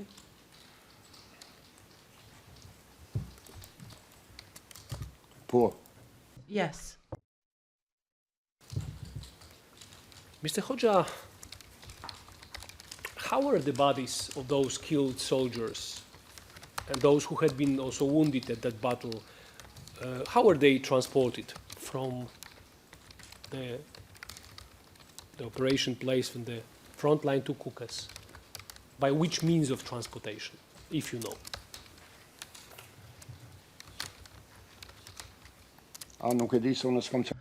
That I don't know because I wasn't there.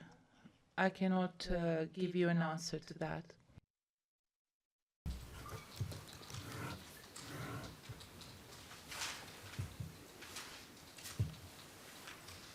Your Honor, just a very quick second of consultation.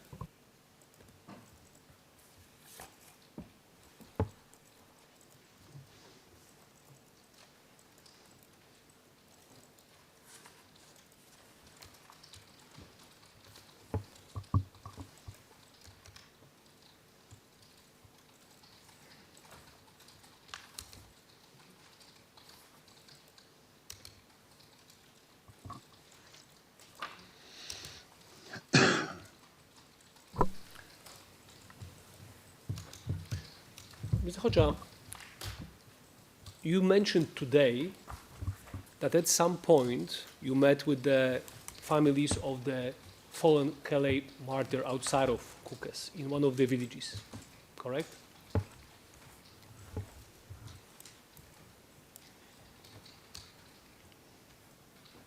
Poor. Yes. What was the name of the family?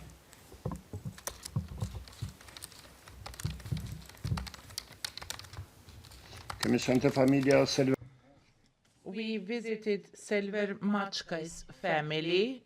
They were refugees staying there near Kukas, and we went to visit them.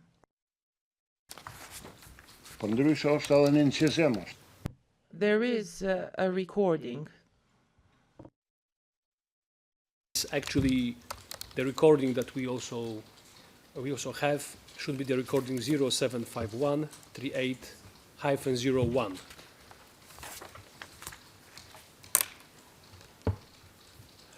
How much time did you spend there with that family?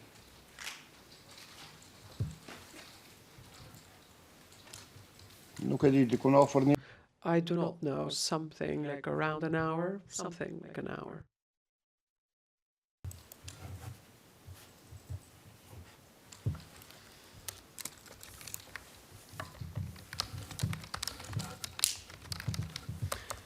In which direction was that village?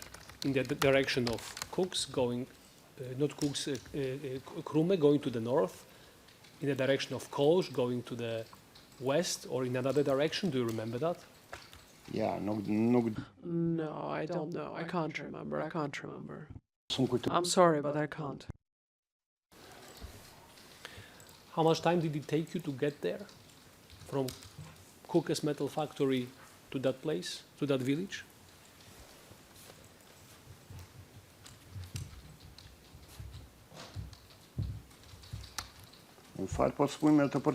I'm sorry, but I can't answer because I do not know. I don't know because I didn't think that later somebody was going to ask me about questions about this so that I could actually keep the time as to how long it would take me.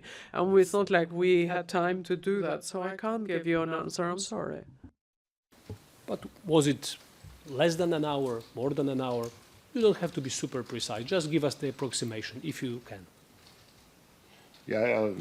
No, I'm not going to guess. Fine. Sorry. Yesterday, you were shown one of the videos by the defense, and this is 075138-01, that you shot yourself, and you confirmed that on page 77, line 16 of the provisional transcript. That video depicted the morgue of the local hospital in Kukës from where the bodies were being taken. That was the video. Do you remember that?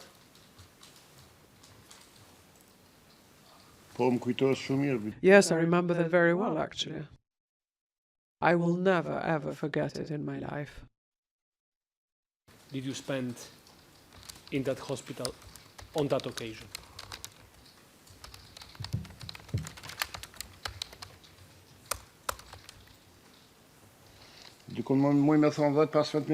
I would say 10 to 15 minutes because the bodies were ready and we just went there. So it was 10 to 15 minutes. Were there other occasions that you visited that hospital?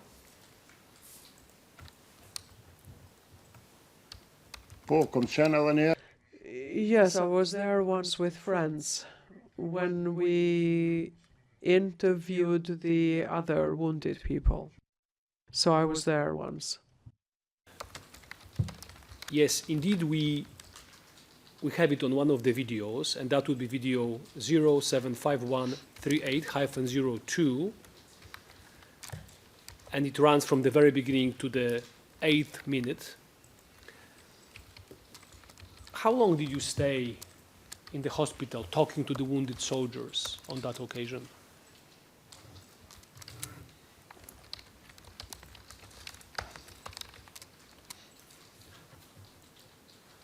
I don't know that. I don't know how long we stayed there. I can't remember. That video is an extensive piece.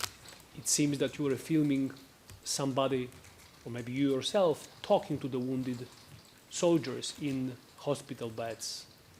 Did that jog your memory about the time that you might have spent there?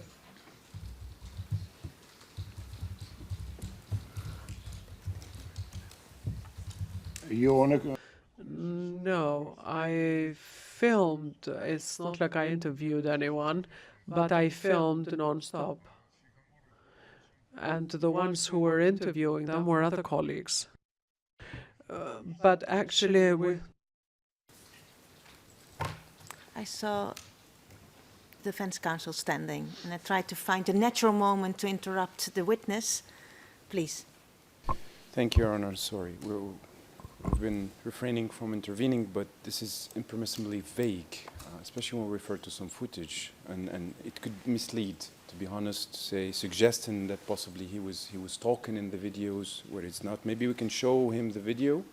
Now he helpfully corrected that he was not talking to the victims in the hospital, but we have to be a little bit more precise. He was filming, not interviewing or talking to any of the victims.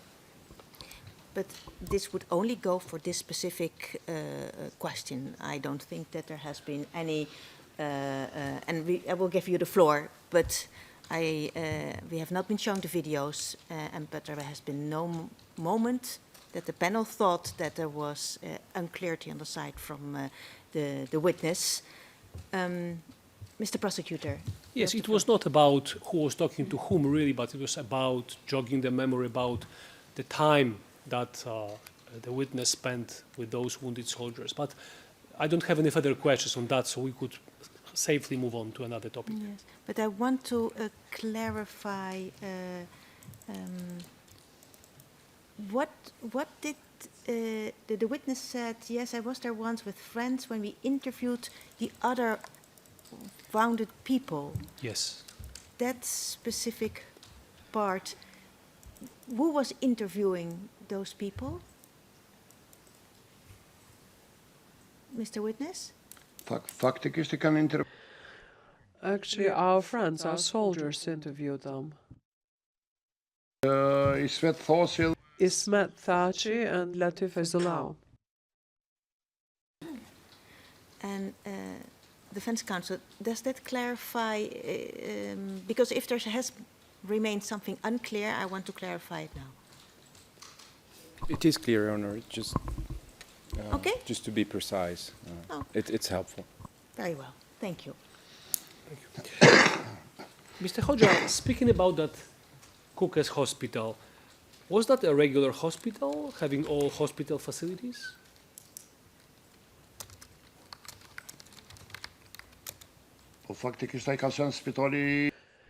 That was the city hospital, so it was the central hospital in the city of Kukës. What kind of equipment did that hospital have at that time?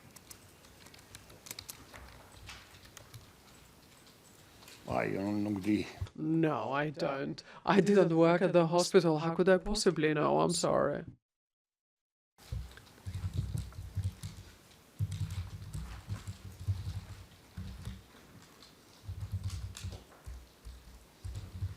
But you were there yourself in that hospital.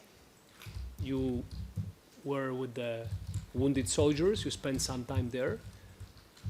What did you see? Did you see an equipment that is expected to be in the hospital, a normal hospital? Or there was no such equipment, little more than the regular hospital? Could you tell us more? Because you were there. We were not. That's why we're asking this question.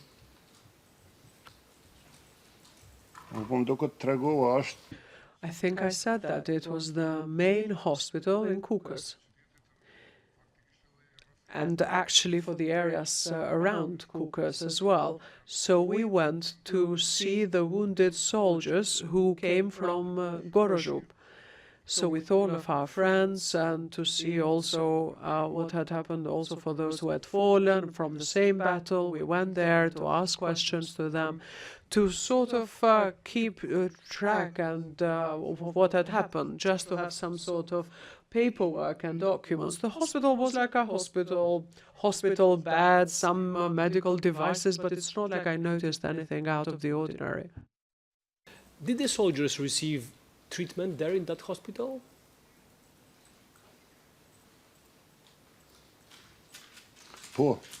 Yes.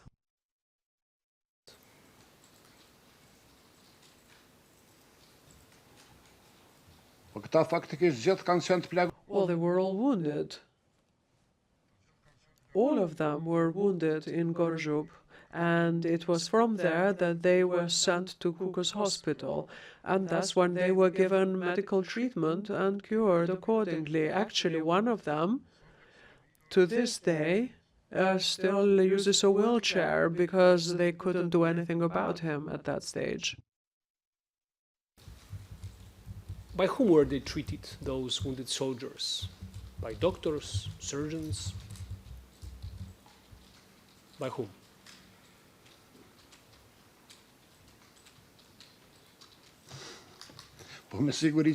Well, I'm sure it was the doctors and the nurses, because the medical staff was there, the hospital staff was there, so I don't know. I don't really know how to answer. Fine. I would like to pay your attention, that you pay attention to what you yourself said to the SPO prosecutor, and Your Honors, that would be, you don't have to show it, but this would be on the following ERN number 077-857-TR-ET, part 4, and it's on pages 19 to 20, line 24-25 on page 19, and lines 1 to 3 on page 20. So, Wait. So these are 4 lines? These are just 1, 2, 3, 4, 5 lines, actually. 5 lines. If you're not going to show it, and sometimes it can be easier, but then you should quote it. I quoted verbatim, Your Honors. Okay, very well. And before we proceed with that, Mr. Prosecutor, we have this map on the screen. Would you like to, are you going to make additional questions with regard to this map? Because if not, I would like to save it in order to avoid it, if we have a glitch, that we would lose the map with the markings on it. Let me briefly check my examination.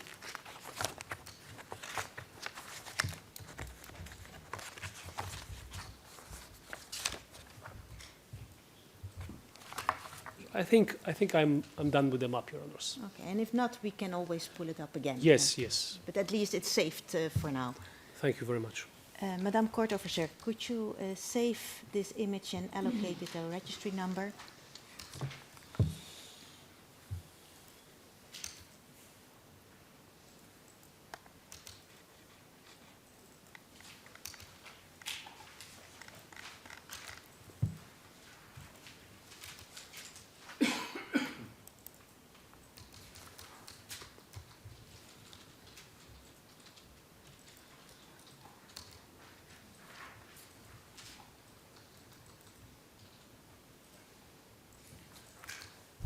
In the meantime, Your Honors, if I may. Yes, Defense Counsel, you may. If we may suggest that if we are quoting verbatim some portions of statement, that we show the witness the Albanian version of it, so he can read it at the same time in his own language, if we're quoting some prior statements for accuracy.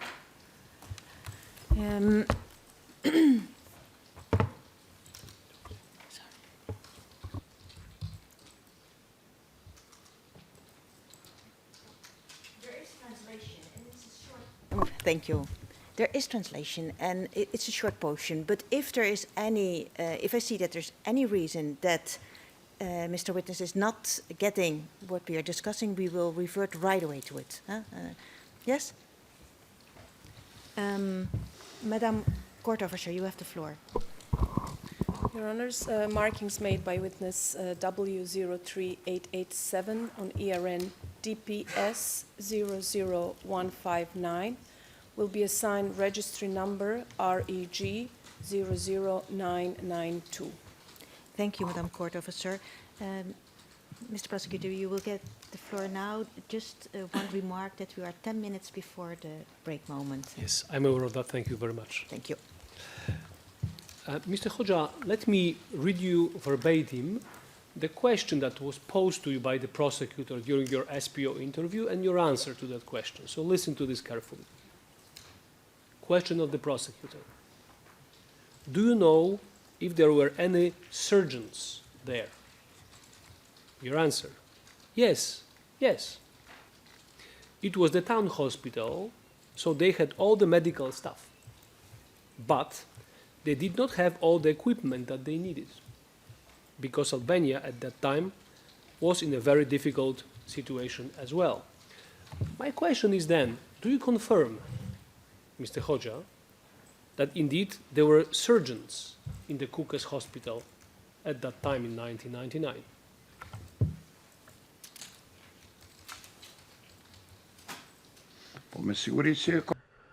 Yes, of course I can confirm it, because the wounded, because they were bullet wounds, they were operated, and other than a surgeon, who else can operate on them?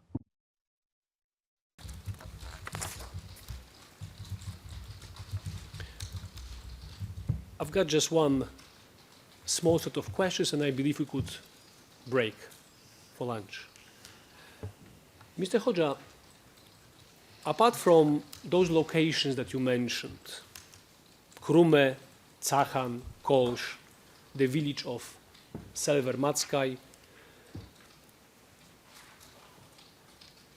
were there any other places within Kukës, that you were going,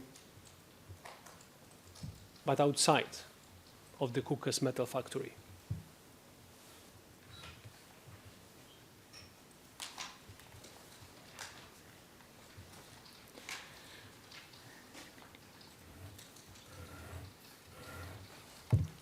In the Caucasus area, yes, I did go. But outside Caucasus, other than those locations, I didn't go anywhere else. But inside the Caucasus area, yes, I did go there. Places outside Caucasus area. What were the reasons and occasions when you were going outside of the Caucasus metal factory?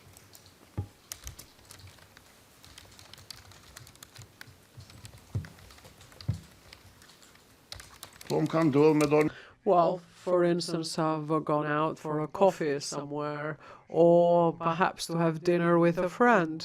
So there were cases such as these, or to actually fill the car with fuel. So we were free to move around. And yes, I could move around freely. It's not like there were any constraints imposed upon me. Those occasions where, when you were leaving the Caucasus factory, you have mentioned coffee, dinner to fill the cars. Were they daily occurrences? He did not say dinner. Did I hear? Dinner maybe with I friends, no? Oh, dinner with. Oh, sorry. Good. So those occasions that you mentioned, were they daily occurrences? For example, when you're going out for coffee on a daily basis, to fill the car also on that basis, or were there rarer occurrences than that? No, that happened every so often because, as I mentioned, I wasn't in Caucasus the whole time. I went to Krum, to Tsahan. It's not like I spent the whole time in Caucasus or to go out and about in town. Other than that, for instance, there was food in the barracks, so we could have food there all the time. Breakfast, lunch, dinner, everything was served there, actually at the factory. Mr. Hoxha, in SPO interview, you mentioned one specific occasion when you went out for dinner with your friends. Do you remember that? Yes, I remember it very well, actually. It was the only dinner during my time at the factory. It was the only time I went outside the factory to have dinner somewhere. When was it? Towards the end of your stay in Caucasus, the beginning, in the middle? Do you remember the time? Approximately. No, I can't remember. I can't remember. Do you remember approximately the time you spent with your friends on that dinner outside of the Caucasus metal factory?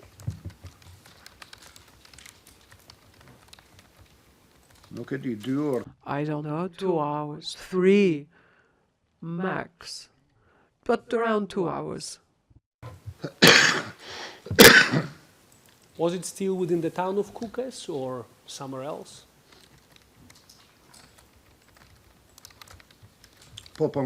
Yes, it was in Caucasus, yes.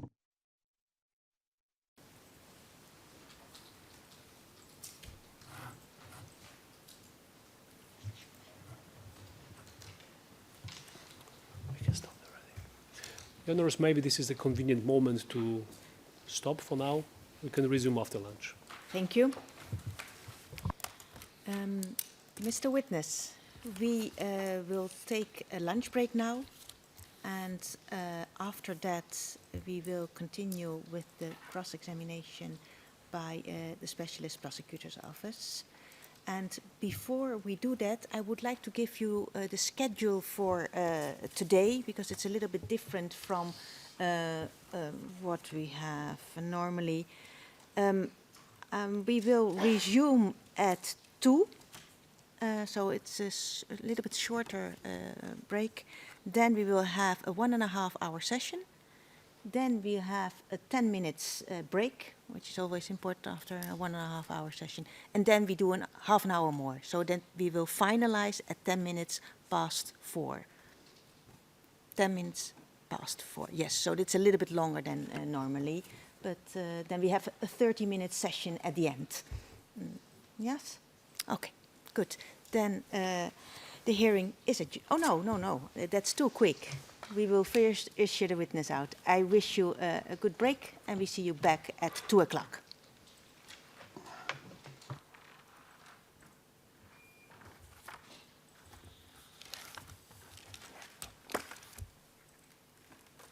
Now it's the moment to adjourn. The hearing is adjourned. All rise.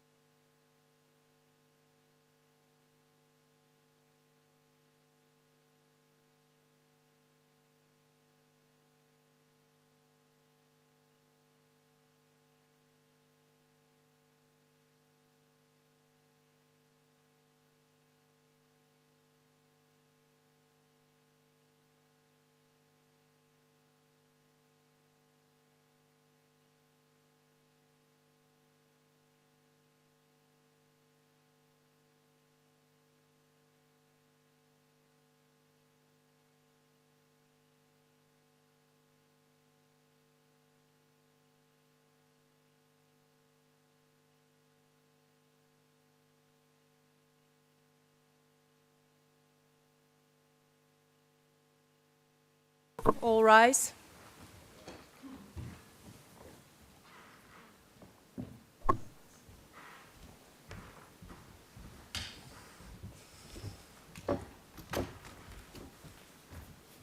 Please be seated.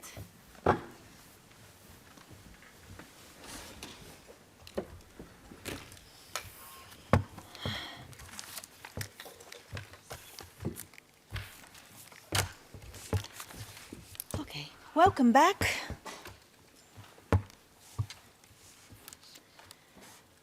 Five minutes after 2.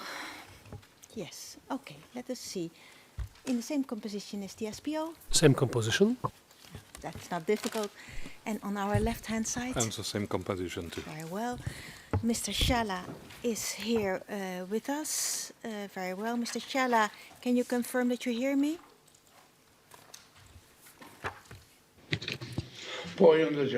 Yes, I can hear you. Very well, thank you. Good. We will continue with the cross-examination of Mr. Jijadin Hoxha, but before we do that, I was informed that there is a request from the side from the defense, and my question in this respect would be, can we do it in public session or would you prefer to go into private? Okay, very well. Stanley is dealing Good. with it. Thank you, Your Honor. Thank you, Mr. Gillison. Your Honor, this discussion will revolve around Rule 151. I don't know if Your Honors prefer to go into private session for that. Yes, I think that is a good idea. Madam Court Officer, could you bring us into private session, please?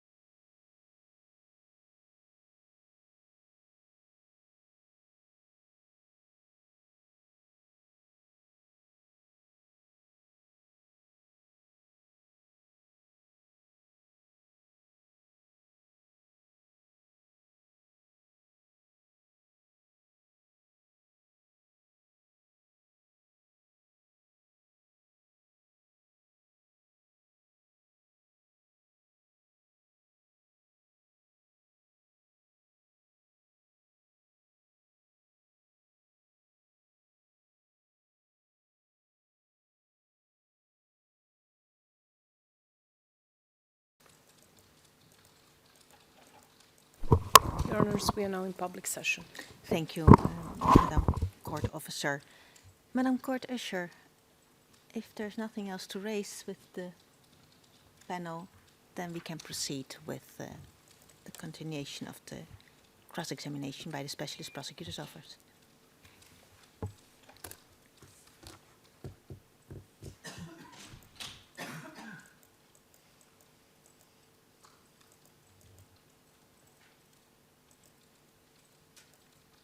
So we will now continue till 4:30, then we have 10 minutes break and then another half an hour. So 2 hours, 3:30, thank you. 3:30, 10 minutes break and then half an hour.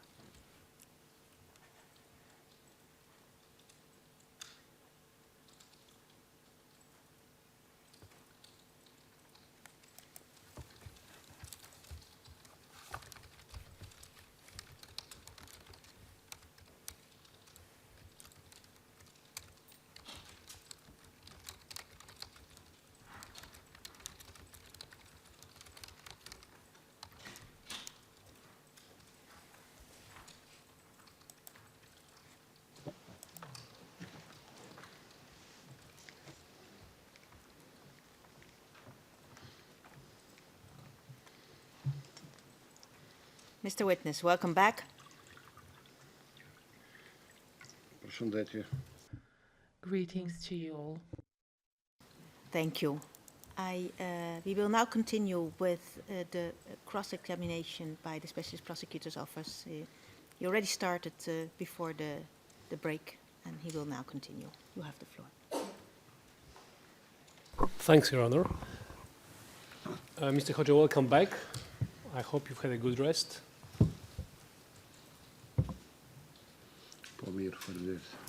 It was good, thank you. Move on to other topics. I would like to come back very shortly to two matters that you touched upon before the break, if I may. Today, and we can find it at page 57, lines 24-25, and at page 58, lines 1 to 4, we were discussing the issue of the means of transportation of the bodies and the wounded people from the front line to Kukës. You remember that? We discussed this issue. You remember it?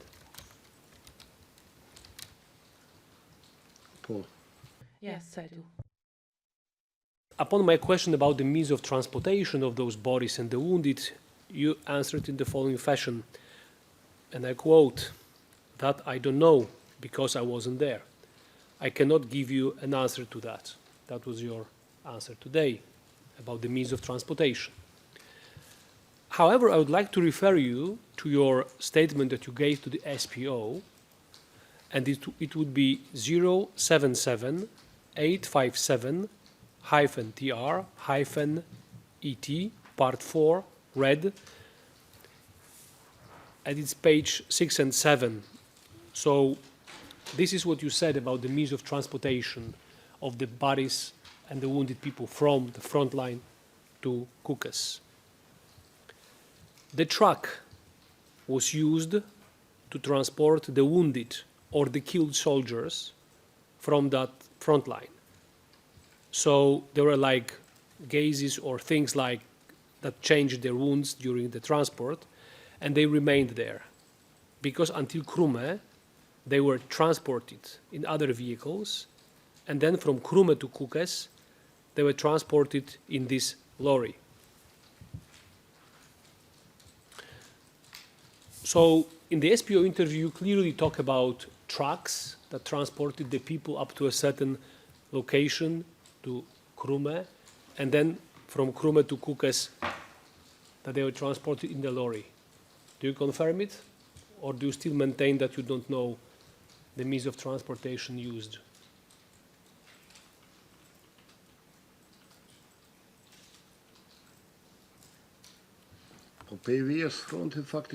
From the front line, I don't know how they were brought because I wasn't there.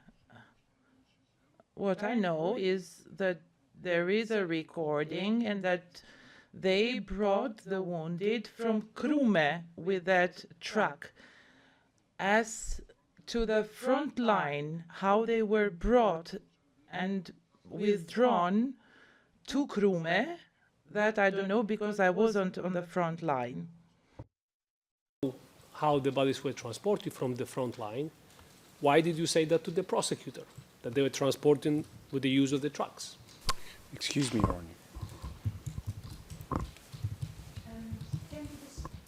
Can we discuss it in the presence of the witness without influencing him on the matter? I think we can, because what we read in the transcript of the prior statement is something different.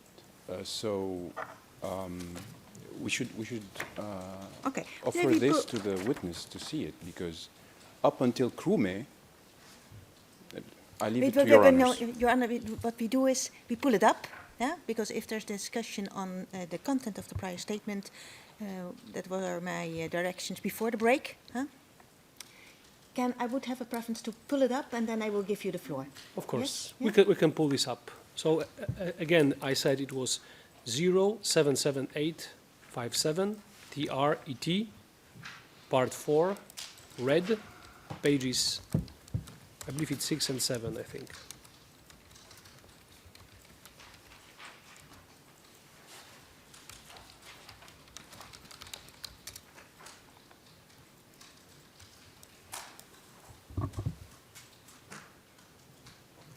Please proceed, Madam Court Officer.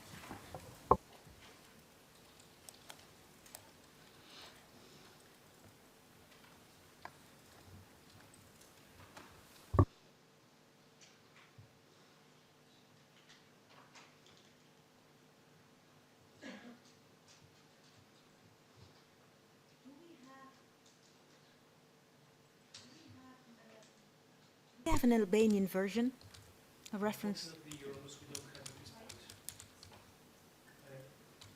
At this point, unfortunately, we don't have it. We just found it in the break, this reference, during the break. And this is what we have for now. But maybe I could just shorten this to the last lines to clarify about the transportation of the bodies from Krume to Kukës. So, And then we have it translated, as always, into Albanian, and we see if we can clarify. yes. The point that made us raise is from the front line to Krume, which mentions in the prior statement other vehicles, and my learned colleague submitted the question as if the truck was used from the front line to Krume. That's the discrepancy that we need to clarify. What we read here is that the lorry or truck would have been used from Krume onwards, not from the front line to Krume. That's the, we'll probably have to cross purposes, but just to clarify, it's better for everyone.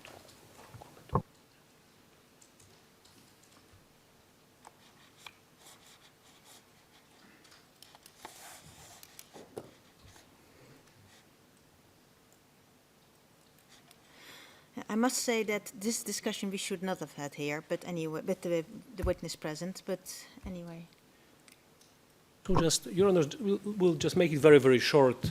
Let's focus on the part of transportation of the bodies from Krume to Kukës. So from this SPO statement that we have before us, it seems that from Krume to Kukës, the bodies and the wounded ones were transported in the lorry. Is that what happened?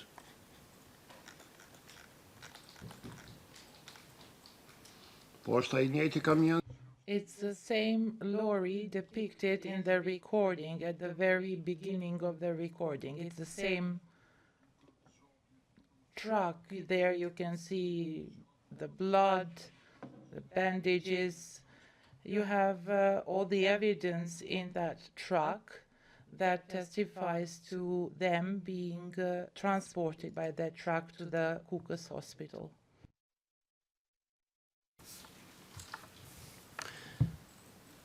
I would like to clarify with you another matter. We discussed before the location from which the bodies and the wounded people were transported, and you mentioned the place called Gorozhub, and it's at page 57, line 20. Do you remember that name, Gorozhub?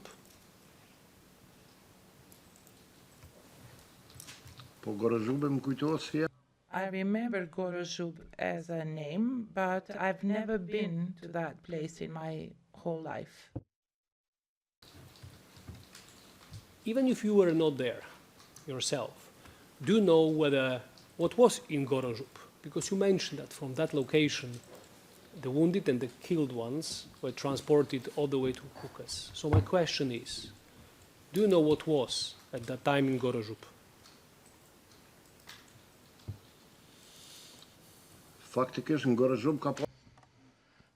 There was fighting going on in Gorozhub between our army and the Serbian forces.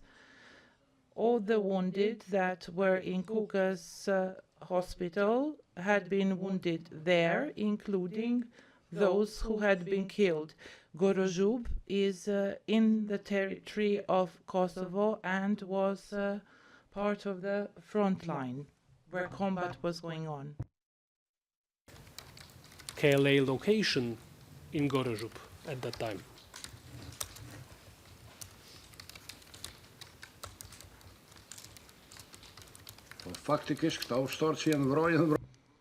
The soldiers who had been killed were killed in Gorozhub because the front line stretched to Gorozhub, and that was part of the battle. I was not myself on that side of the territory. I was on the other side. I was part of logistics. I'm not familiar with the other side, but I know, based on the information that I had and on what the commander said, there were 6 or 7 soldiers who'd been wounded in Gorozhub and 5 who had been killed. My question was different. My question was there any KLA location there in terms of the, I don't know, base, center, anything of that sort at that time in Gorozhub? That was my question. I don't know, I wasn't there. But these people, the wounded and the fallen people were brought from that location. Was there any discussion amongst the soldiers about that battle, about that particular place? If so, maybe somebody mentioned what was there in Gorozhub.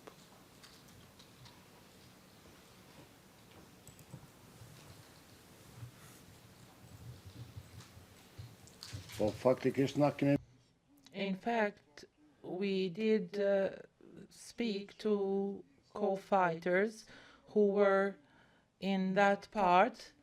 They were ambushed. Our forces were penetrating the area, and then they fell into an ambush, and 5 soldiers were killed there at Gorozhub.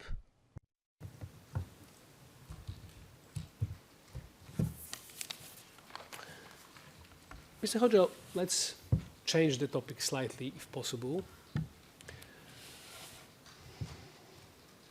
I will ask you some questions regarding the Kukas metal factory, the premises of the factory. And while doing that, I'll be showing you photographs of that compound. Most of the buildings on these photos look the same as they were in May, June 1999. But please bear in mind that some of the buildings there might look differently. I will start with questions about your workplace in the Kukas metal factory and also other buildings in that location. So first, let me show you the aerial photograph of the compound and ask some questions. Your Honors, the purpose is just to walk the witness through the compound from a slightly different angle from the aerial angle, and let's see whether he will be able to recognize some of the structures within the compound. Let us first see if he recognizes the compound. Of course. Could we pull up the following document, SPOE 0033036 red. Please proceed, Madam Court Officer.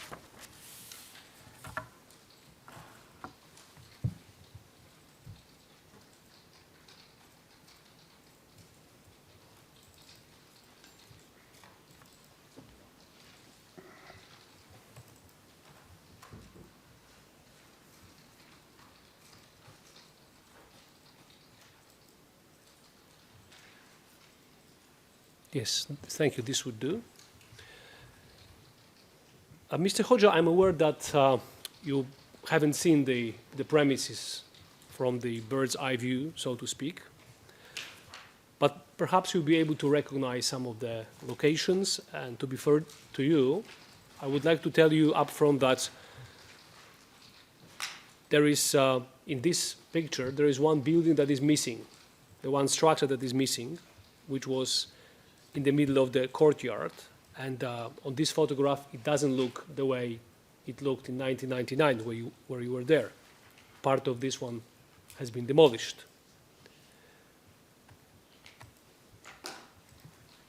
So taking a look at this aerial photograph, are you able to identify some buildings? Is that structure familiar to you?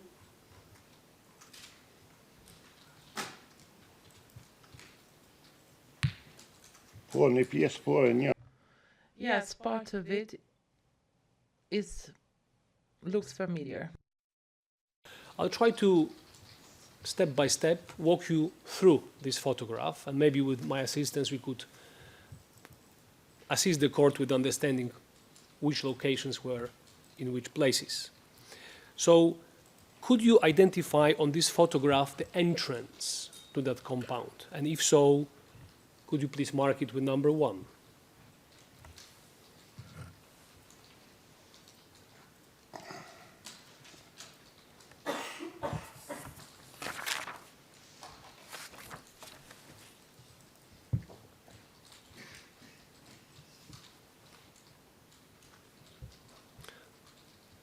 Thank you very much. Your Honors, I would like to show the witness, alongside this photograph, that should be with us present on the screen at all times from now on, also some other photographs of the actual compound, and then we'll try to mark certain places on both types of photographs, first on the aerial and then on the actual photograph of a certain location, if possible. You may proceed. Madam Court Officer,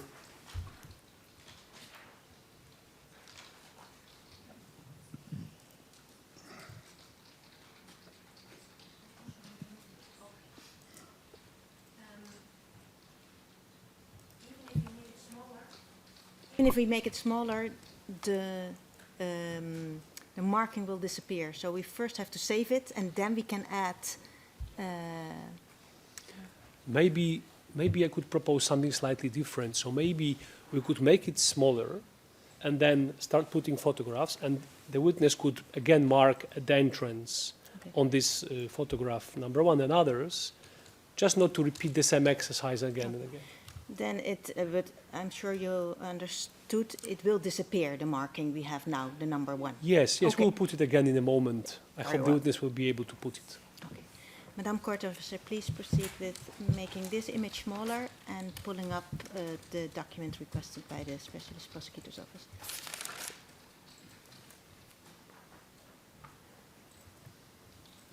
Right. Okay, before we start, Yes. could you ask the witness what is it that he is seeing here? Because my question was that I wanted to have him identify what is this structure. Yes, Your Honor. Mr. Hoxha, could you state for the record what is this structure?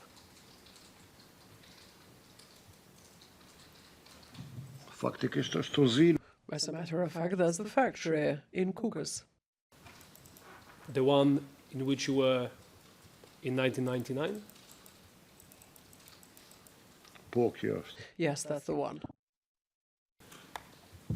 Madam Court Officer, could you, alongside this photograph, put also the document SPOE 400106400105559 at page 11?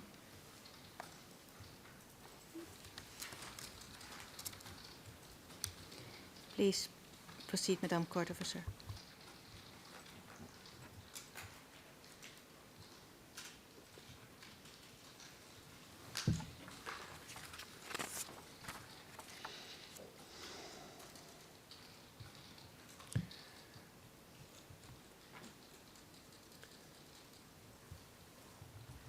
Mr. Hoxha, yesterday in court you said, and we have it at page 32, line 25 of the provisional transcript, that it was inside this warehouse. I had a desk there. That's what you said. Do you confirm that on the left-hand side, on the picture, you have this part of the warehouse where you had your desk and where you were?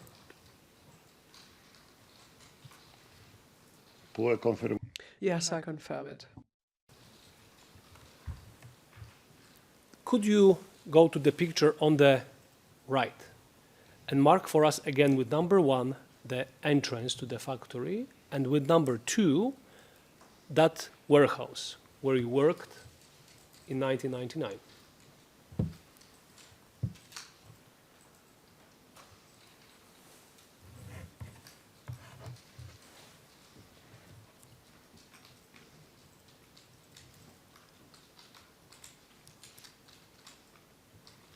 Okay, thank you very much.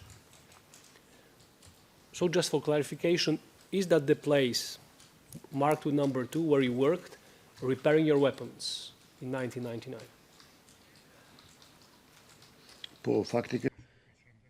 Yes, in fact, that was the main warehouse.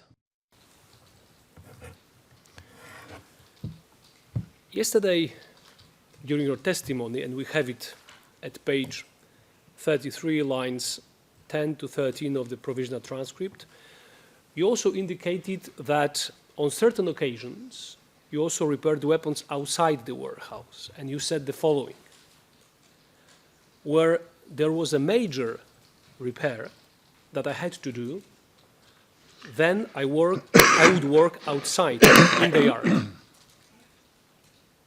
Is that correct? Correct. Yes, it is correct. Aerial photo on the right-hand side. Could you mark, roughly at least, a place where you were repairing weapons outside in the yard, and put number 3?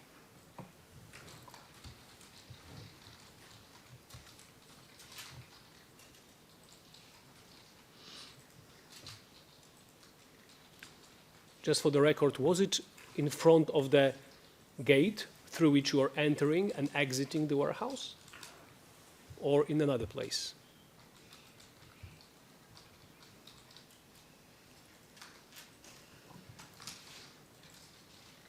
It was to the side, really.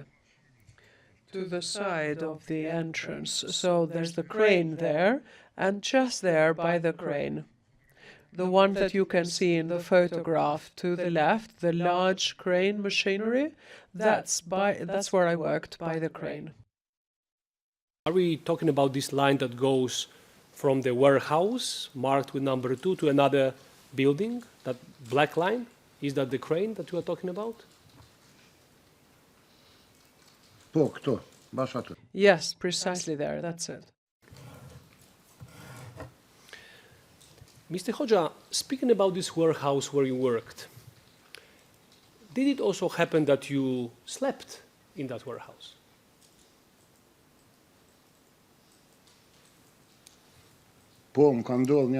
Yes, a couple of nights.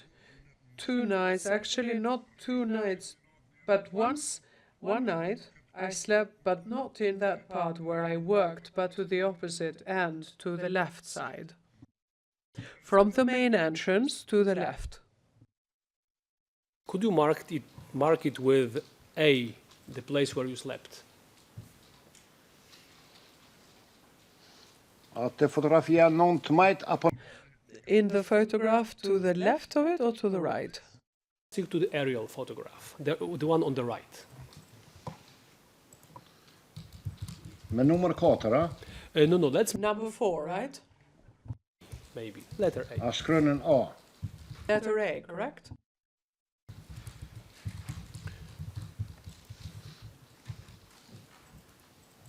So you said that you slept there 2 nights. You said a couple of nights, 2 nights. Was that the only place with number A? Shall we ask what he means with a couple of nights? I mean, I didn't hear him say 2. And we have to, yes, please ask the question, what he means with a couple of nights. And then I want to make one remark. We will ask this question indeed, Your Honors. Before that, Your Honor, excuse me. Please, now I want to finalize this, and then, because a couple... The witness corrected just after that, Yes. so we have to read it. I can give you the exact...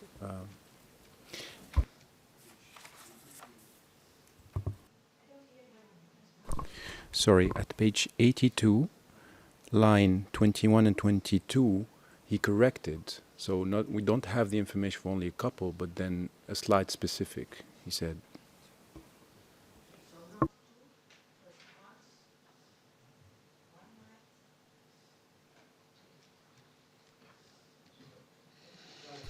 I think that is a good idea. Thank you, Defense Counsel, and Mr. Prosecutor, you have the floor. Mr. Hoxha, we've got to seek one clarification from you in relation to the number of nights that you slept in the warehouse, because first you said, I spent there a couple of nights. Then you said 2 nights. Actually, you said not 2, but 1 night I slept, and you continued. So what do you mean by a couple of nights? How many nights did you sleep in the warehouse during your stay in Cook's Metal Factory in 1999?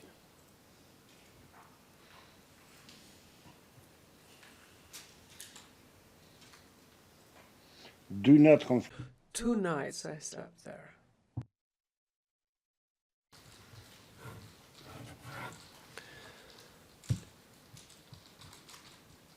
I would like to show you one photograph, and could we please remove the photograph, the one on the left-hand side, and let's keep the aerial photograph, please.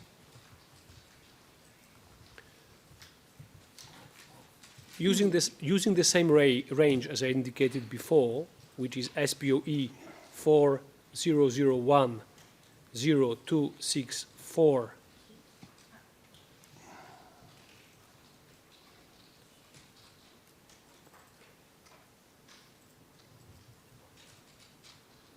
may I continue? Yes, so I would like to display on the left-hand side of the screen the same document with the same range, which is SPOE 4001-0264 to 400-10559, but this time page 165. Please proceed, Madam Court Officer.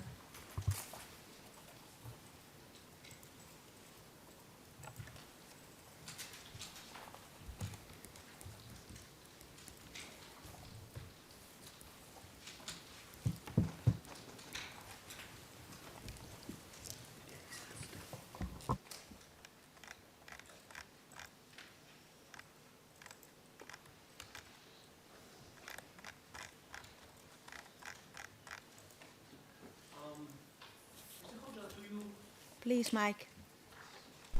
Mr. Hoxha, do you recognize this structure on the photograph on the left-hand side?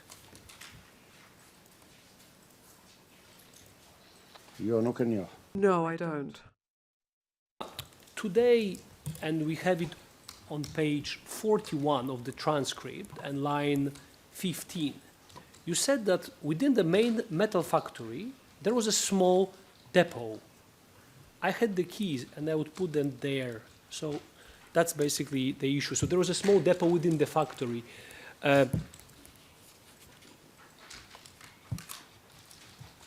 Is it that depot that you mentioned today in your testimony?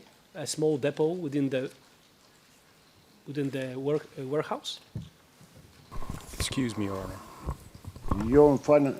Wait. No. Defense Counsel. I'm sorry. He said within the factory, and now the question is within the warehouse, which is quite different. A depot within the factory, and now, my Lord, I can clarify it, Your Honor. Very well. It's taken on board. Thank you, Defense Counsel. So in that testimony that I have just read to you, you mentioned that there was a place within the factory. You didn't specify the place. And that you were putting away the weapons, repaired weapons or something. Where was this structure that you said, when you said the small depot within the factory? Where was it?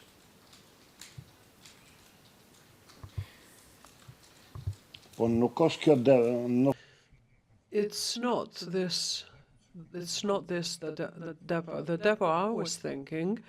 It was like I had a depot of the weapons. It was in the room we slept in, opposite the corridor. So there was a very small room there.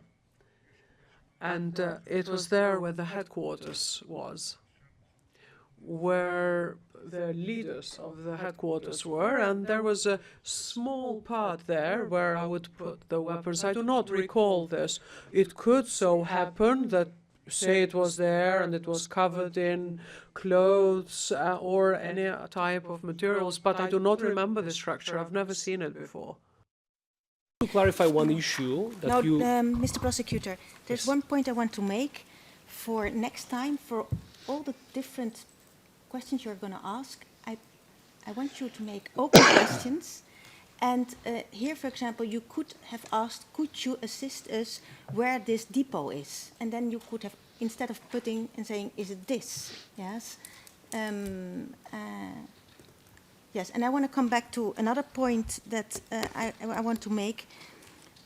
The whole issue of having the picture on the right-hand side redacted was that with the panel, first wanted the witness to recognize the premises. But you started right away with telling him that these were the premises. We cannot go back in time, but please adhere to the instructions of the panel, because now it has been useless what we have done in that respect.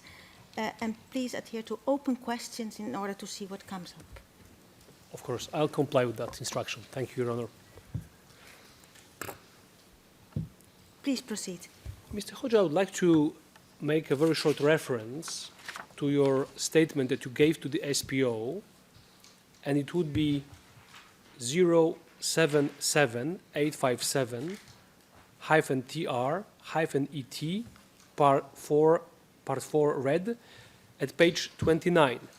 When you were asked the question about the place where you were storing weapons within the warehouse, and this is what you said.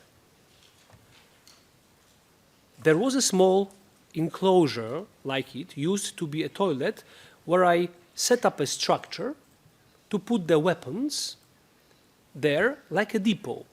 And then afterwards, I would take all of them and send them to where it was needed. And my question is in relation to that part, because you mentioned a depot that you were putting the weapons. This structure on the left-hand side, was it that structure? No, it was not that one. It's a completely different building. The depot I was using was an entirely different building. It is the building in which the room where I slept is. So just opposite the room. As soon as you open the door, opposite, you would find this enclosure depot. I will say it now with my microphone on. Defense counsel, I see that you're standing. Thank you, Your Honor, and apologies to interrupt again. The question of this depot being the one has been asked and answered, so no need to repeat it many times. We have noticed a little bit of pressing. The other objection we have is we have to establish what kind of structure before going to the prior statement, what kind of structure, in which place. We have an aerial view, he could mark it, and then we can establish whether it is made of the same materials or not, in which place. And then probably if they have information that this is the one or another one, or this is the only one in the warehouse he refers to, then we can confront him if there is a basis to confront him. Now what we did is we showed him a picture he didn't recognize. We then went to a statement and asked him the same question again, while his answer was about a different part of the building. So if there is another structure that he made, he can explain which material, in which place, he can place it, and then maybe if there is a basis to suggest to him something else. This is our objection, Your Honor. Thank you. Defense counsel, Mr. Prosecutor, would you like to react to this?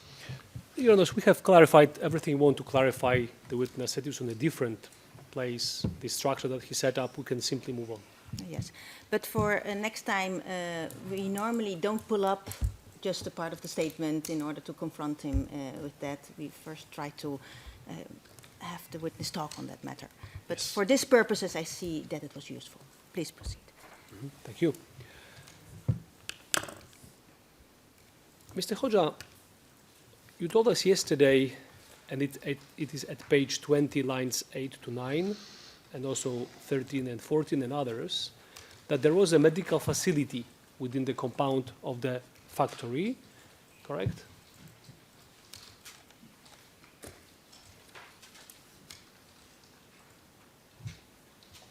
Paul. Yes. If possible, mark it on this aerial photograph that you have on the right-hand side, with number 4, if you are able to locate it.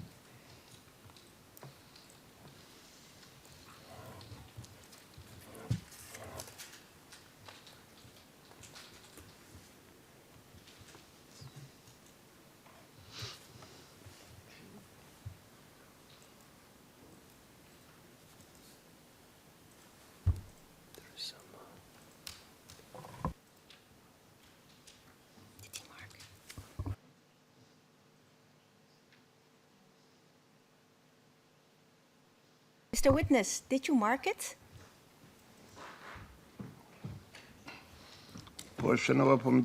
Yes, I did. I thought I did. For, at least for the panel. Yes. No, yes. Thank you. No. Okay, okay, thank you.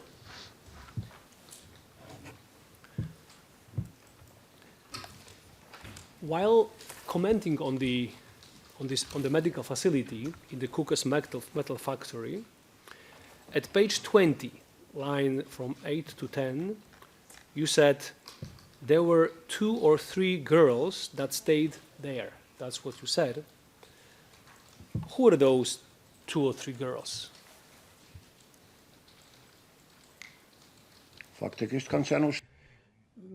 They were soldiers. I do not know their names.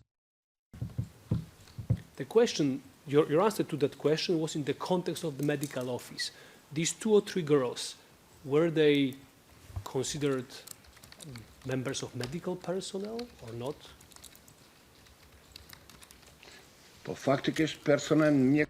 Actually, medical personnel, I think they were, and they must have had a degree in medicine. I was also there where the girls were once. In one case, they gave me first aid in a way, and that was it. But those who gave you this first aid, who are they? Doctors, nurses, members of medical personnel of other sort? Who are they?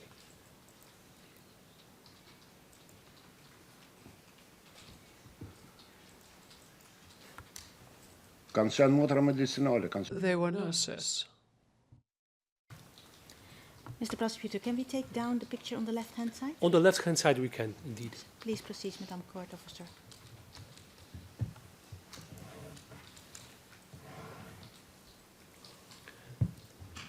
Mr. Hoxha, while you're working in Cookers Metal Factory, where did you go to the toilet if you needed to relieve yourself?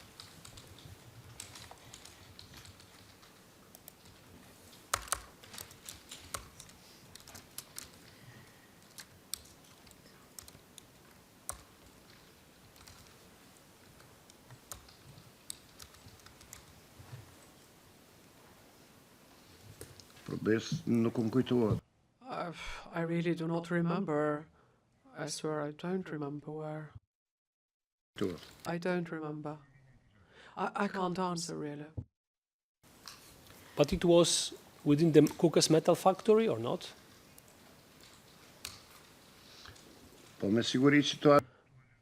it must have surely been there inside the factory. There must have been a toilet, but I don't remember where because I was mostly moving around rather than staying put in one single place in the factory. And there were places, also cafes or wherever we went. So I don't remember where that would have been inside the factory. I think it would have been in the command post. There was a small WC there, but I'm not entirely sure. We have heard evidence that there was indeed a toilet in the Kukës metal factory, but it was, if you take a look at this location, it was rather, if you take as a point of reference the warehouse number 2, you go to the other side and you go all the way up, and the toilet is there at the very other end of the building in this kind of narrow corridor at the end. We heard this evidence. Do you remember there being toilets?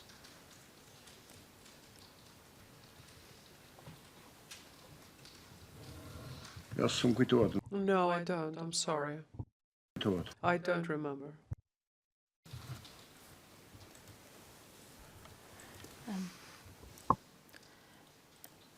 Mr. Witness, I remind you that you have to tell the truth here. Huh? You have been there for 6 weeks, and if you don't know, we accept that, but on the other hand, I just want to remind you.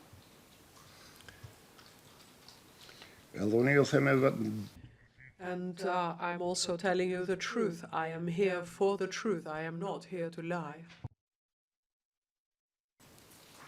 You have the floor, Mr. Prosecutor. Mr. Witness, just one question echoing what the presiding judge has just said. You were there for several days in the Kukës metal factory, and we understand from your evidence that you were busy repairing weapons, and if you were going to the toilet within the factory, you must be going there rather often. So I'm also surprised that you cannot even, in general terms, tell us where the location of the toilet was, if you're going there on a daily basis.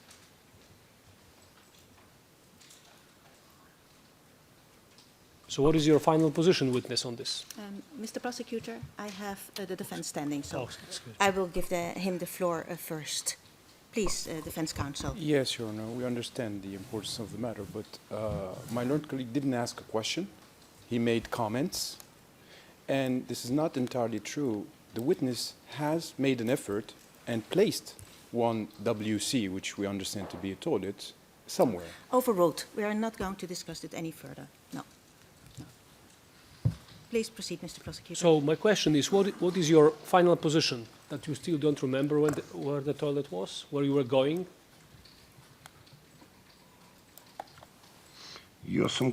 No, I do not remember.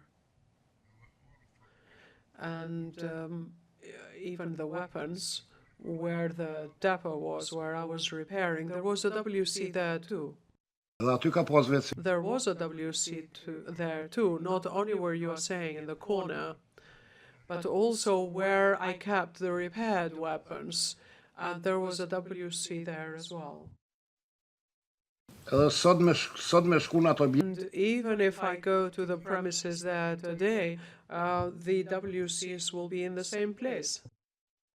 You have just yourself said that there was one WC in the corner. Is that what you have just said? Yes, I did. I said that.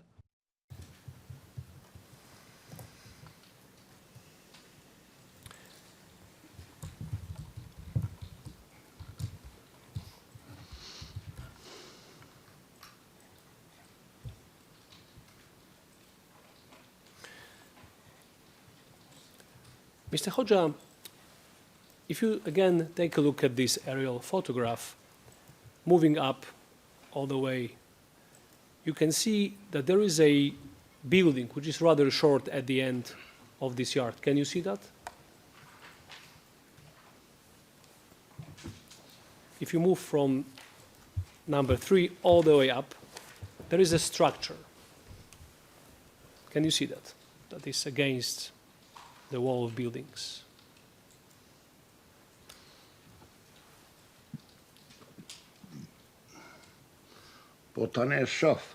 Well, yes, I can see it.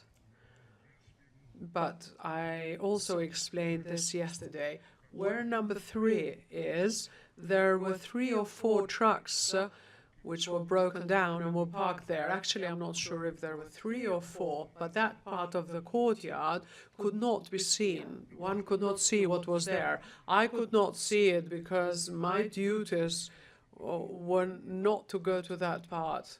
So general staff, the idea was from general staff to the factory, to the courtyard, or elsewhere if I was told to go. So this was what I was supposed to do, my tasks were not to gallivant around the factory and to see what was there.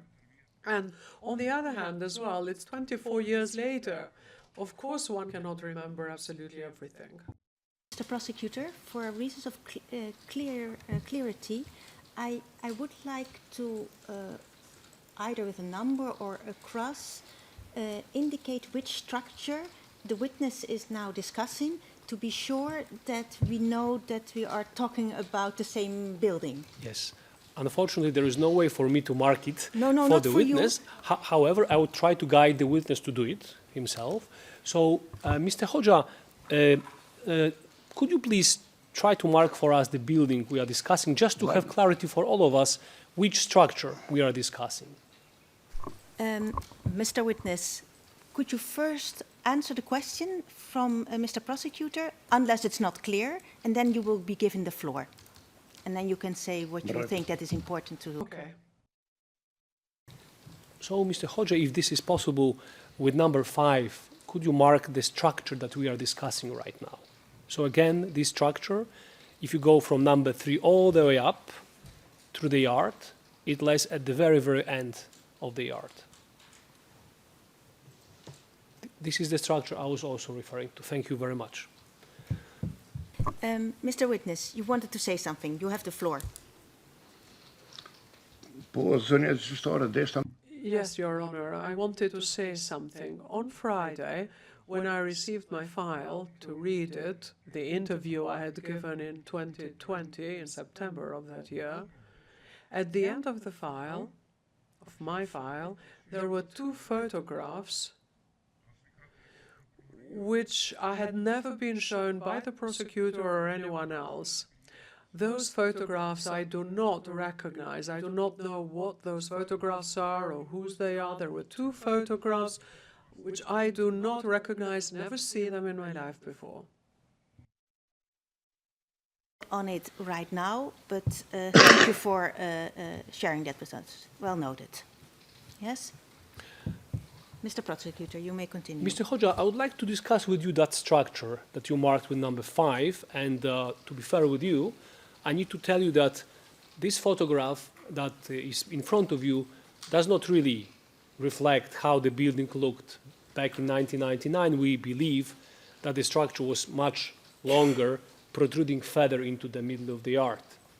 So this one is just the photograph for demonstrative purposes, so to speak.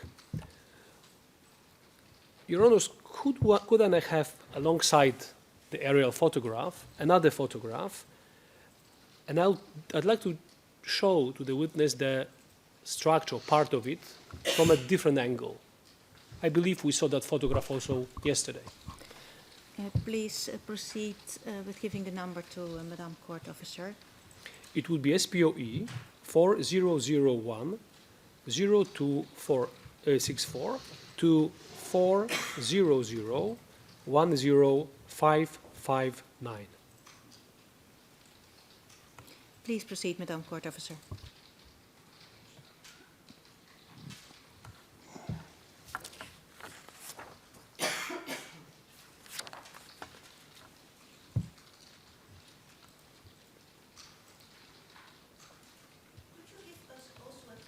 Of course, page number would be 19, 19.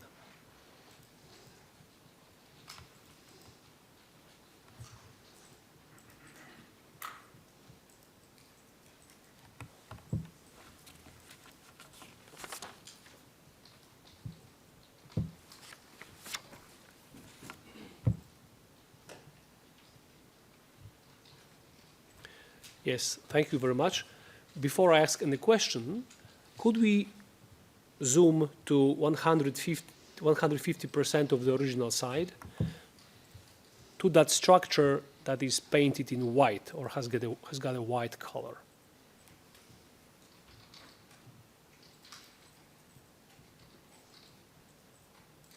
Maybe a bit more, maybe even 200, just to show the witness this building in a proximity. Yes, that would suffice. Mr. Witness, do you see that building with white painted walls at the end of the courtyard? Do you see that? Yes, I do see it. I saw it yesterday as well. But I told you yesterday and a little while ago that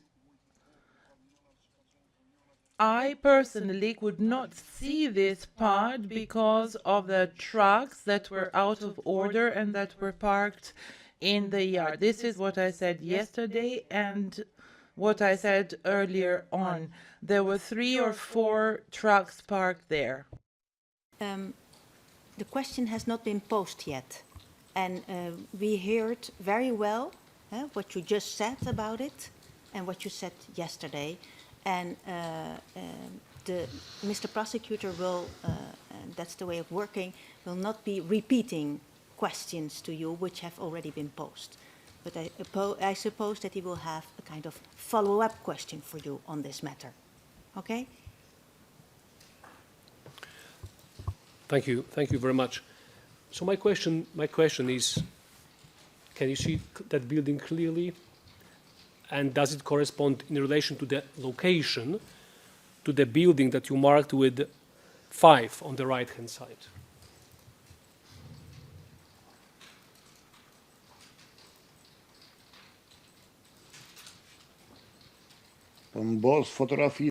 Based on this aerial photograph, it could be, but I'm not sure.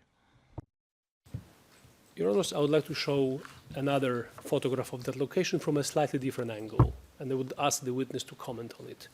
And it will be the same range, page 27. Please proceed, Madam Court Officer.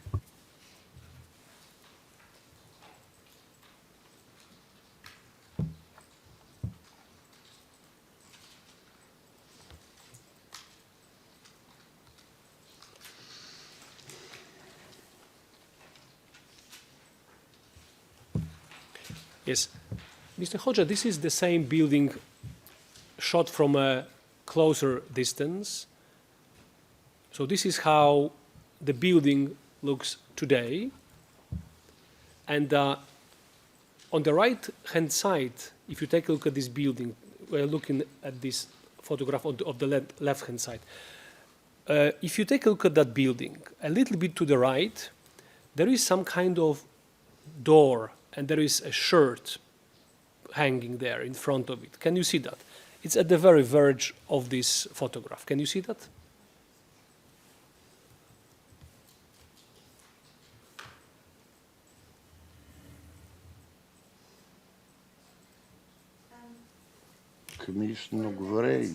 I cannot see any shirts. No, it's not clear what door you are referring to, Mr. Prosecutor. Yes, I'll try to clarify. So we have this building in front of us, the one on the left-hand side, on that photograph. And then to the right from this building, when we have this red brick wall, to the right of it, we've got this piece of clothing hanging there. It's at the very verge of the photograph, and some kind of rectangular hall, which we believe is the gate. And we will show it also in a moment on another photograph. We just want to walk the witness through this location step by step. Yeah. Now you were referring to a door and... To a door. We believe it's a steel door. Okay. Please proceed. I suggest that you have the witness mark on the left-hand picture the object you are referring to in order to be sure that we are discussing the same object. Yes, of course. course. So, Mr. Witness, take a look at this building again. You can see the red bricks. This is the wall of this building. And slightly to the right, at the end, you can see some piece of clothing there. And there is this rectangular shaped thing that we believe is the gate, and we'll show it to you in a moment as a close-up. But first of all, could you mark this door or rectangular hole with maybe number 5A? Just to be on the same page that we are talking about the same place.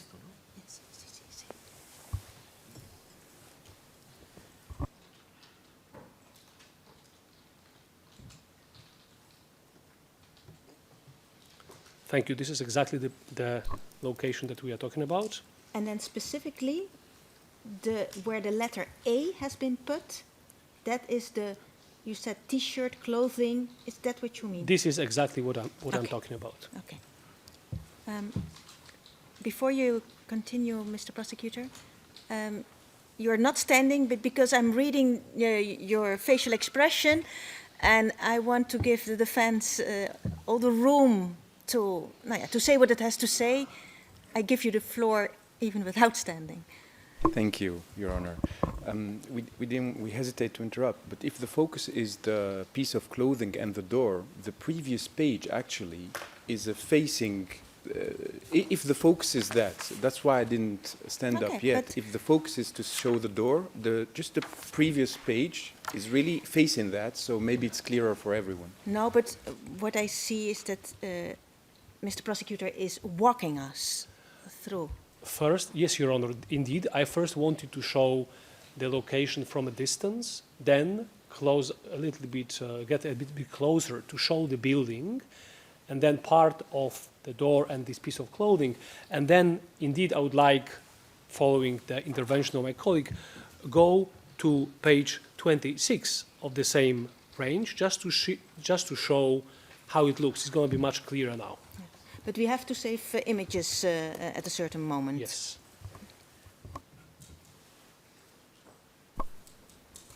Yeah, we have.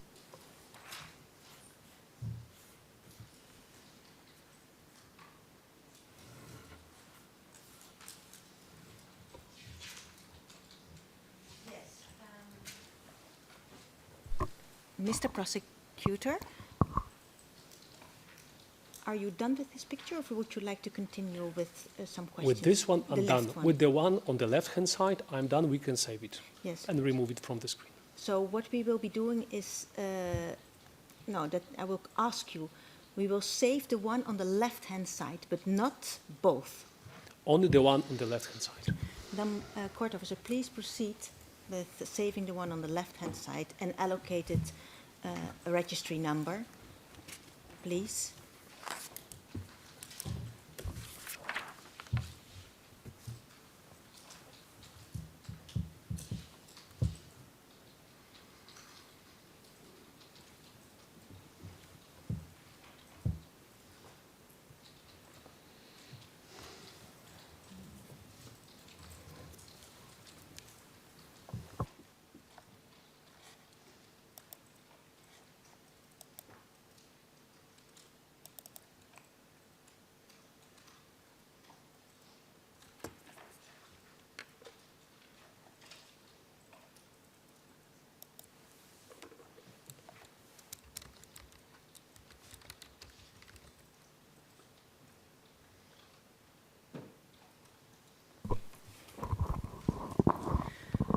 Your Honors, markings made by witness W03887 on ERN SPOE 400109290 will be assigned registry number REG 00993.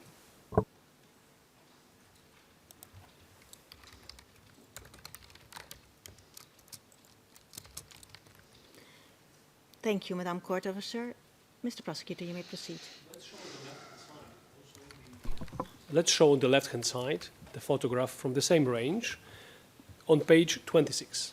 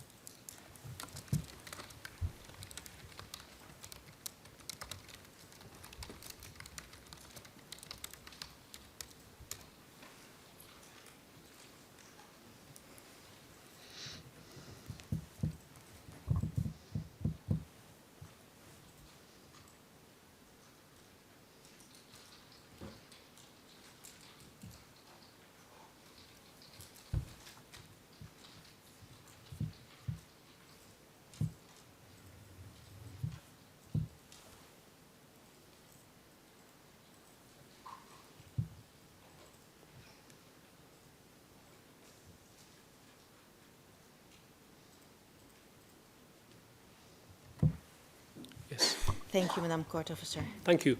So, Mr. Hoxha, this is a photograph that depicts this place in a little bit better manner. So, can you see at the end the metal door and the piece of clothing hanging in front of it? Can you see that now? Yes, I can. While in Kukës in 1999, did you ever enter the building or buildings or structures through that metal door?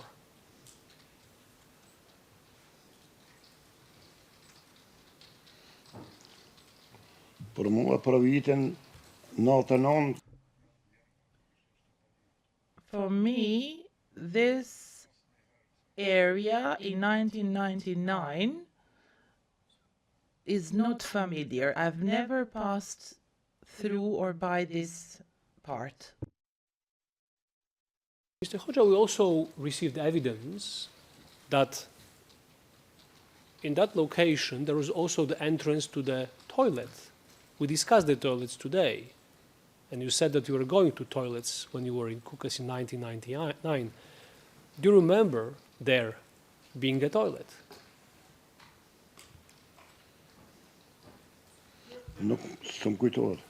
I don't remember. Ambient. Again, this part I'm not familiar with.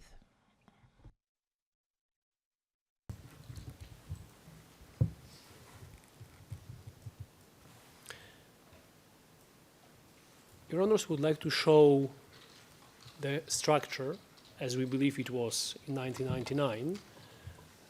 And to do that, I would remove the photograph on the left-hand side and replace it with another one, with your permission. Please proceed, Mr. Prosecutor, with giving the number, the references to Yes. Madam Court Officer. It would be P00093.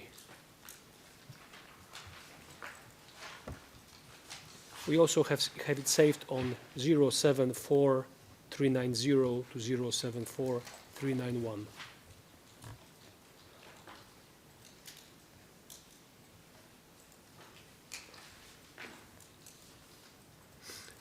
And Your Honor, could you just very briefly move back to the previous photograph just to ask one last question? I apologize. No apologies needed. So the same page 26, the previous range that I gave.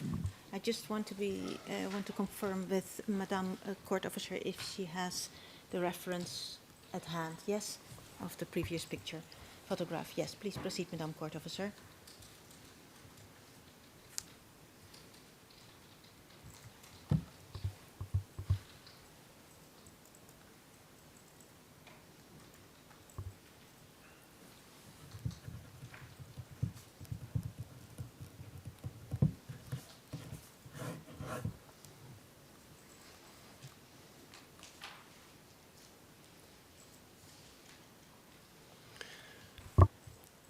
Mr. Witness,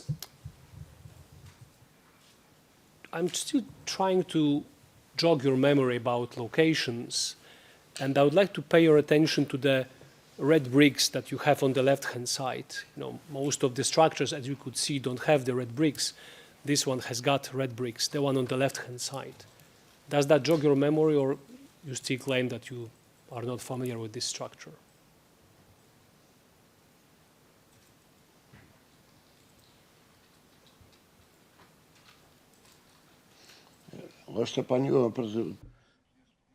I'm not familiar with this part. Thank you, Your Honors. We can remove that one and replace it with the document again P00093 or 074390 to 074391. It's the same with different ERNs. Please proceed, Madam Court Officer. Mr. Prosecutor, just a moment. Mr. Shala?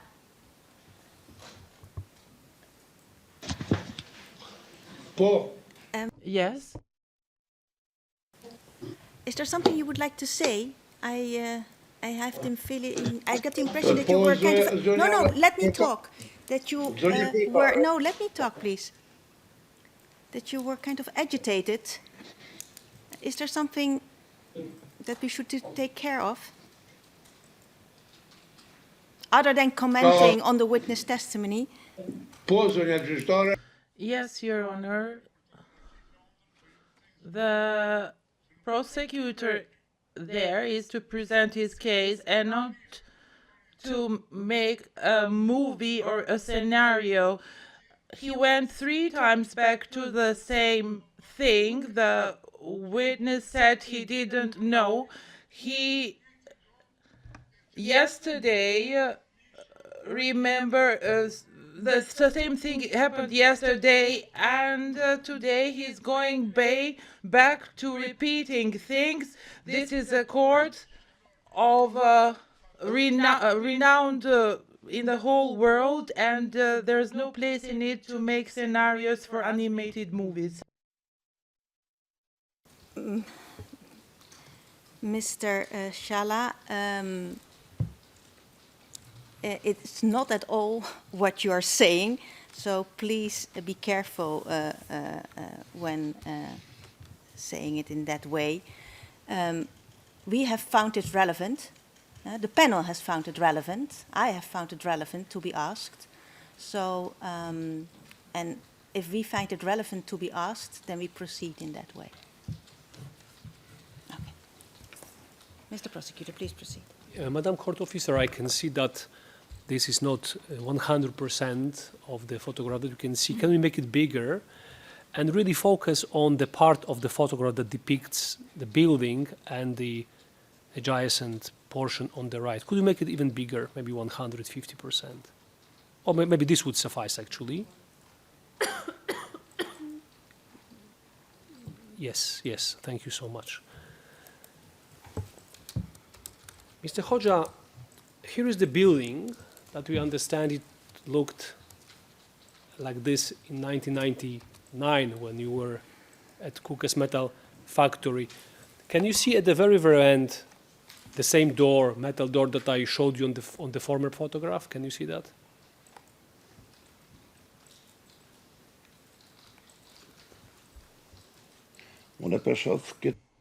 I can see this photograph, and I mentioned earlier on Friday when you gave me my file, that was the first time I saw this photograph. This photograph was not shown to me in year 2000, and I've never seen it in my life. I understand that, but please answer my question. Looking at this photograph, could you see the door, the same door that I showed you just a few minutes ago on the former photograph, on the previous photograph? Do you see that?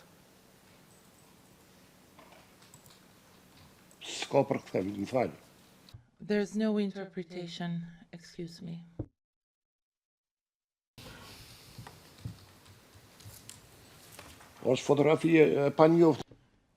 I'm not familiar with the structure on this photograph. I've never seen it in my life. My question is different. On this photograph that you have in front of you, do you see at the end this door that I showed you also on the prior photograph? This is my question. Do you see that or not?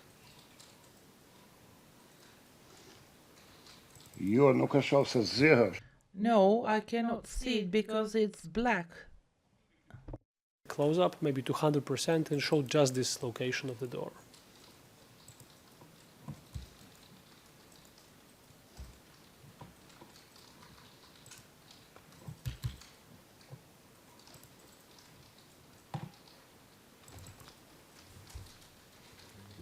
Do you see this rectangular shape that we just discussed before? That we Now I see it. You see at the end these reddish bricks at the end, very close to that door.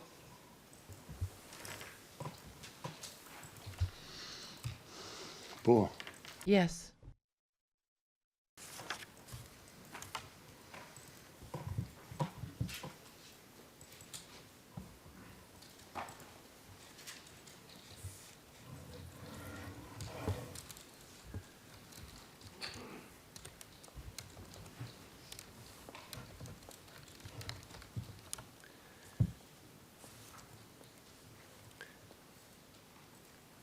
Mr. Witness, during your testimony yesterday, and we have it at page 33, lines 10 to 13 of the provisional transcript, you testified that in addition to working inside the warehouse, you also worked in the courtyard, correct?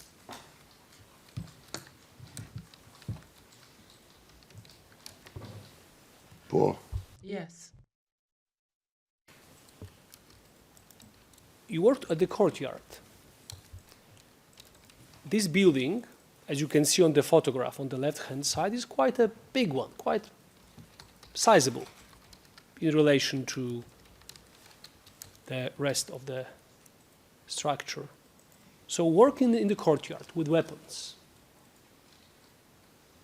didn't you see at any point that there was such building at the end of this structure, at the end of the courtyard?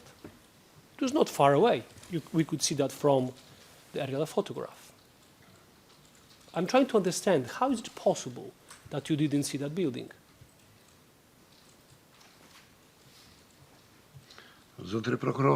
Mr. Prosecutor, I'm saying this for the fourth or fifth time. There were 3 or 4 trucks that were out of order and that this part was not visible. My job was there to do my job and not to inspect buildings, which building is where.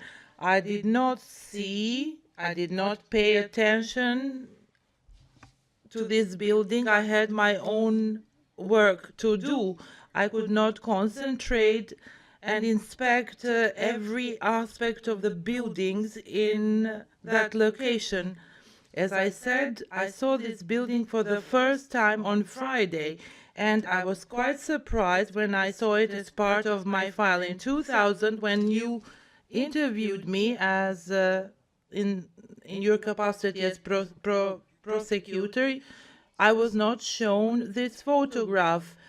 I was shown 2 sides of the factory, and there was like a drawing of a building, but not a photograph. This photograph was not there. Mr. Hoxha. No, sorry. Yes. Mr. Witness, there's no reason to become alterated. And nobody's telling you that you should have inspected anything back then.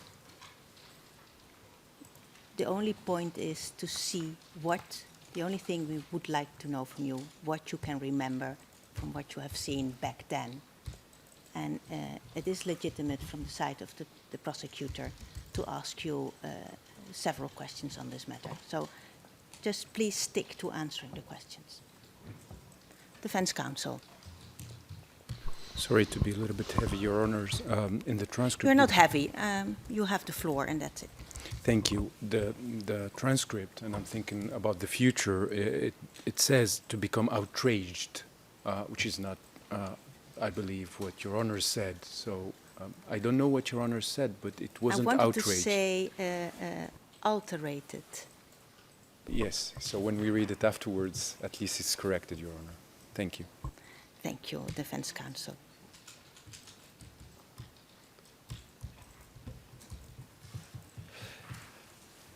Mr. Prosecutor, you have the floor. Mr. Hoxha, I would like to clarify the issue of the trucks first. So you said on page 104, just a few minutes ago, lines 23, 24, that there were trucks, 3 or 4 trucks that were out of order. And you said that because of them, that part of the yard was not visible. And you said that the same thing yesterday. We have that page 44, lines 7 to 11. So I've got a few questions about those trucks. First of all, were those trucks, the out of order, damaged trucks, placed there all the time during your time at Kukas?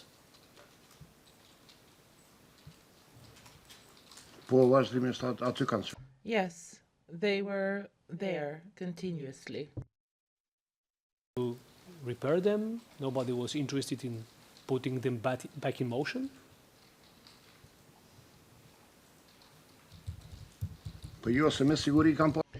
No, because they had a major defect, I guess, and could not be repaired.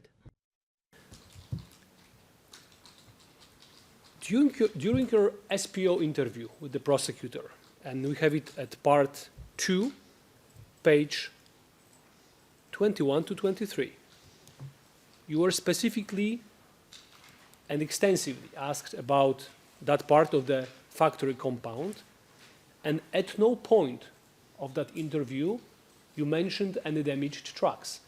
And I'd like to read part of what you said about that.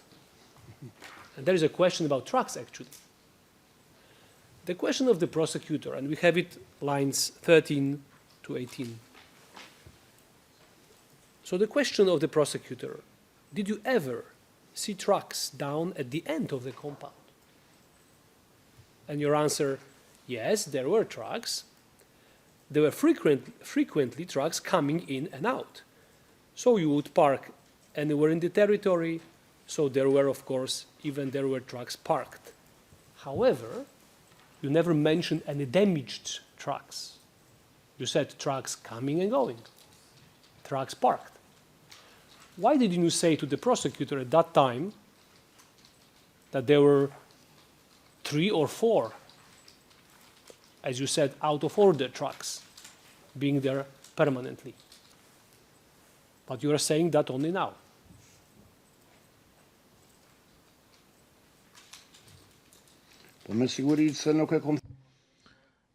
Well, why I did not mention it then is probably because this photograph was not shown to me by the prosecution.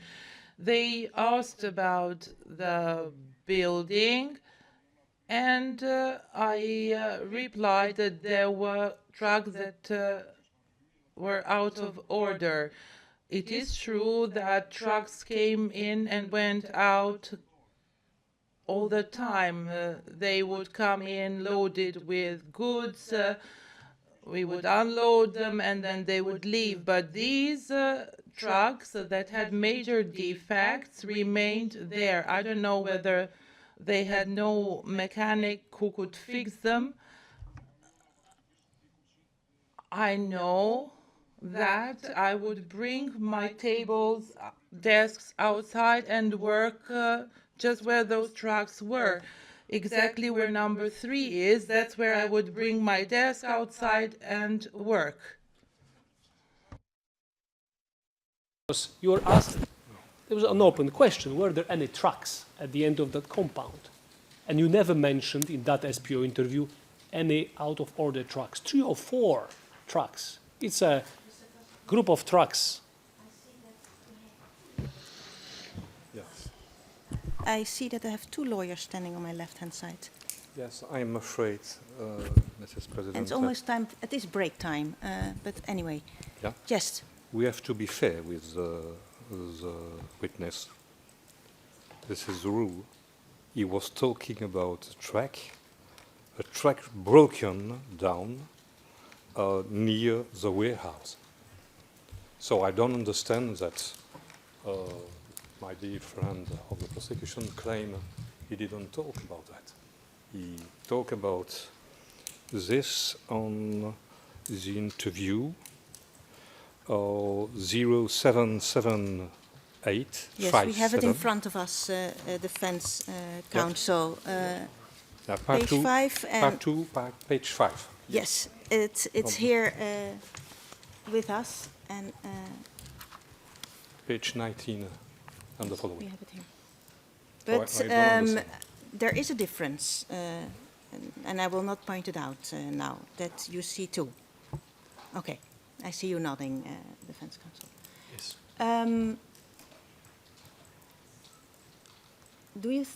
I would like to go for a break now for 10 minutes. Unless you think it's because you're in the middle of this specific part, then I will allow you to pursue. Yes. Yes, let's have a break then. Okay, very well. Defense Counsel, you have the floor. Thank you. Just one additional reference. Alleviate any unclarity. If we look at the page 25 of the prior statement we've been mentioning at line, it's page 23. The lines are 15 to 18. At the end, at the line 18, there is a portion, and we're not going to go into the details, we invite you to read it, that could mean what we've been discussing. I don't want to read it. It's about, thank you, Your Honor.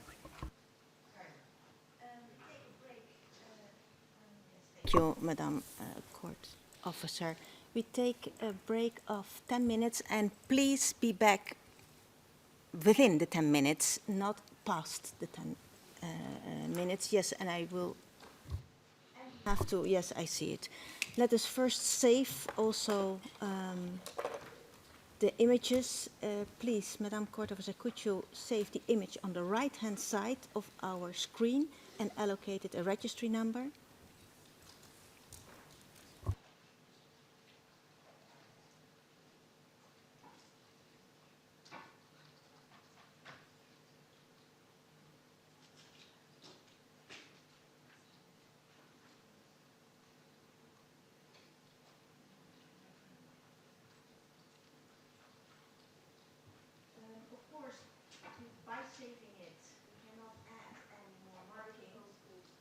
So, by saving it, we cannot add any more markings, but I prefer when we have a break not to leave it like it is. So please save it, Madam Court Officer.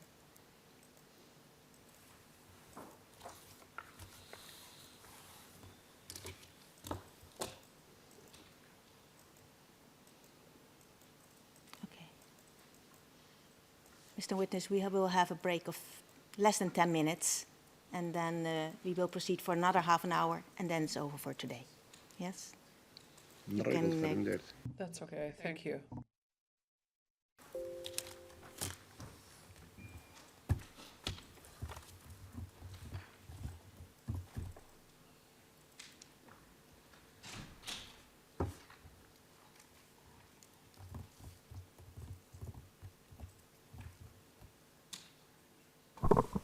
Your Honours, markings made by witness W03887 on ERN SPOE 00330362 will be assigned registry number REG 00994.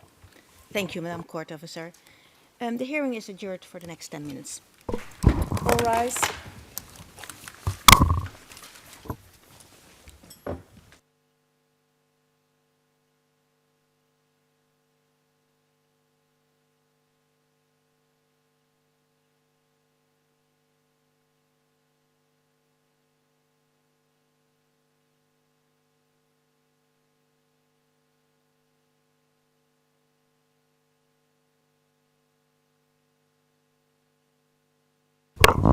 All rise.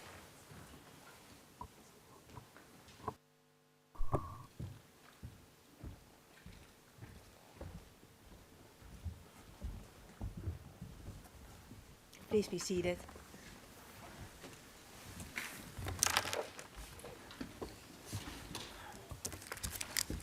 I note we are in the same composition in this courtroom. Huh? Very well. Well noted. We proceed, before we usher the witness in, Mr. Prosecutor, a fair point was made on the left-hand side, although we saw some differences between what was stated in the prior statement and what was said here in court, but I leave it up to you how to proceed, but with this direction that we should be fair to the witness and also go back to this part of the prior statement. Of course, Your Honor. Okay, very well. Okay, I look at the left-hand side. Very well. Madame Kortesche, could you bring the witness in? And then we proceed for another 20 minutes till 10 minutes past 4. That's the idea.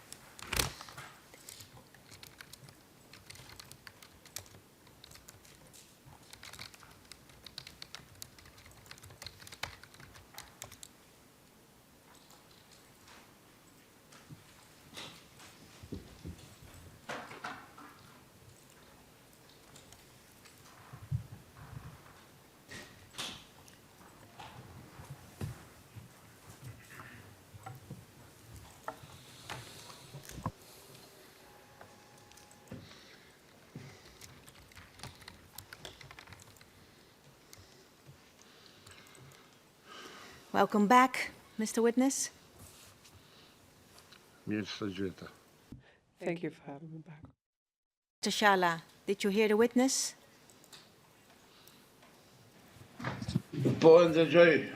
Yes, I can hear him well. Thank you.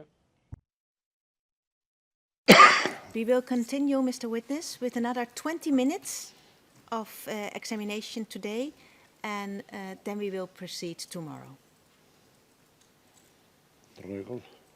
Okay. Mr. Prosecutor, you have the floor. Thank you, Your Honor. Mr. Hodja, before the break, you told us that during your SPO interview, you were never shown that building, the last building that we were discussing. Is that what you said? Yes. For the first time I saw it, it was on Friday.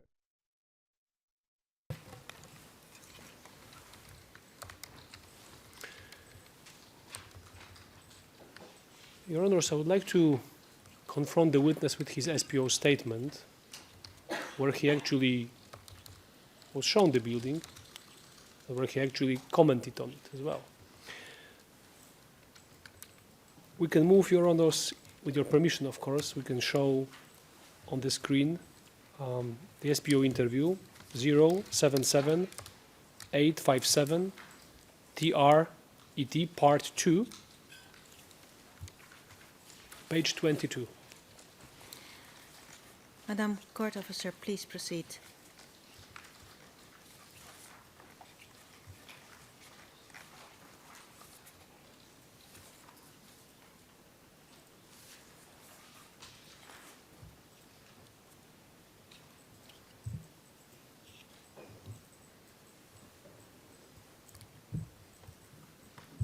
Page 22.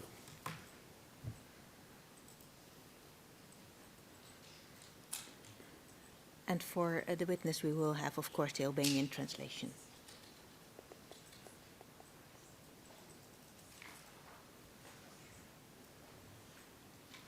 Provided by the interpretation unit.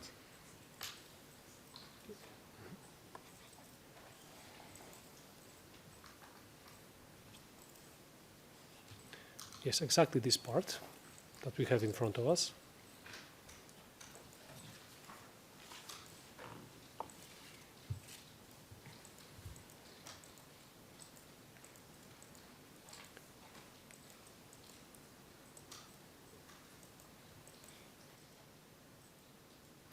Right. Mr. Hodja, this is part 2 of your interview with the SPO. And in front of you, you have at line 6 the number ERN 074390. We showed you a photograph under this ERN number, and it was exactly the white building that we're talking about at the end of the art that we extensively commented upon. So, do you still claim that The first time you saw that photograph was just on Friday?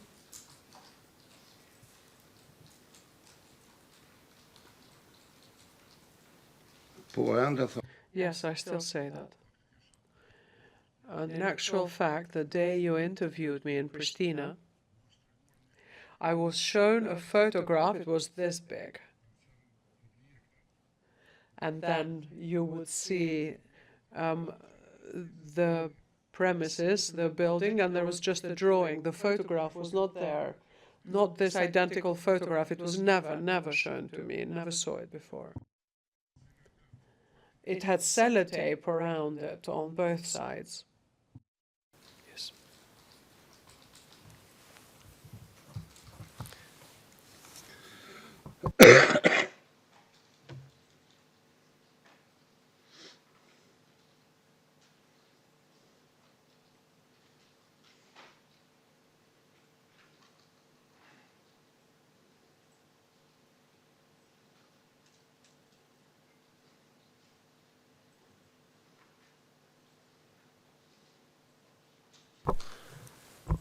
Your Honor, so I just wanted to put to the witness that in his SPO interview, actually these features, and he comments on it. On page 24, in the Albanian, we've got exactly the same. If I don't see a request from the side from the defense that we should put the extract. That's the only possible suggestions, to look at the audios or videos if we have them, to see, to make sure. We can leave it. No, yeah, I can leave it. You will have the possibility to, in the second round, if you think there's a need tomorrow to explore this further. It was just a question if you wanted to have the Albanian version, but I don't see particularly the need for it, or if there was something you want to comment on. No, Your Honor, I don't think the problem would be the translation between Albanian and English, but whether in the visual version of the interview we can find something. But, yes, but I will leave it for now to you, but no Albanian translation now. Okay, very well. Mr. Prosecutor, you have the floor again. Yes, thank you.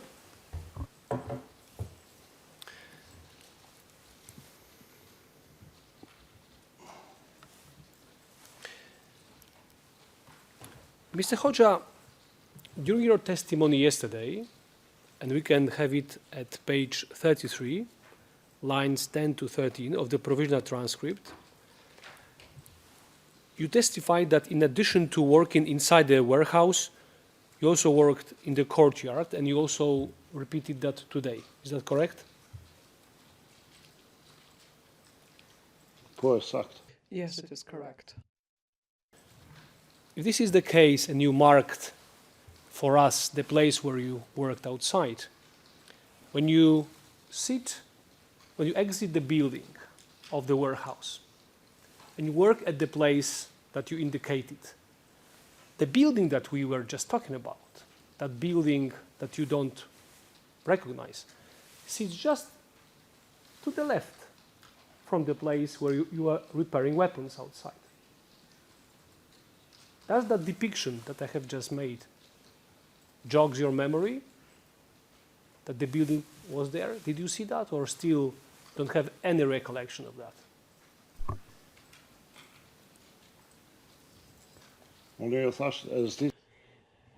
And I said this, I don't know how many times. Actually, from the main warehouse, as you go out to the left, that's where I worked, and there were trucks parked there. And I worked just in front of the trucks twice or three times, because otherwise I actually worked inside. But twice or three times, it so happened that I worked there in front of the trucks.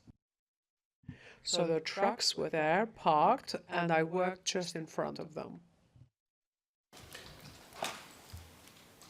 Mr. Hoxha, did you also happen to sleep outside in the yard of the Kukas premise factory? Yes, it has so happened once. I was so tired that I just went into a truck and actually I slept there. Which truck are you talking about? One of those damaged trucks or other trucks?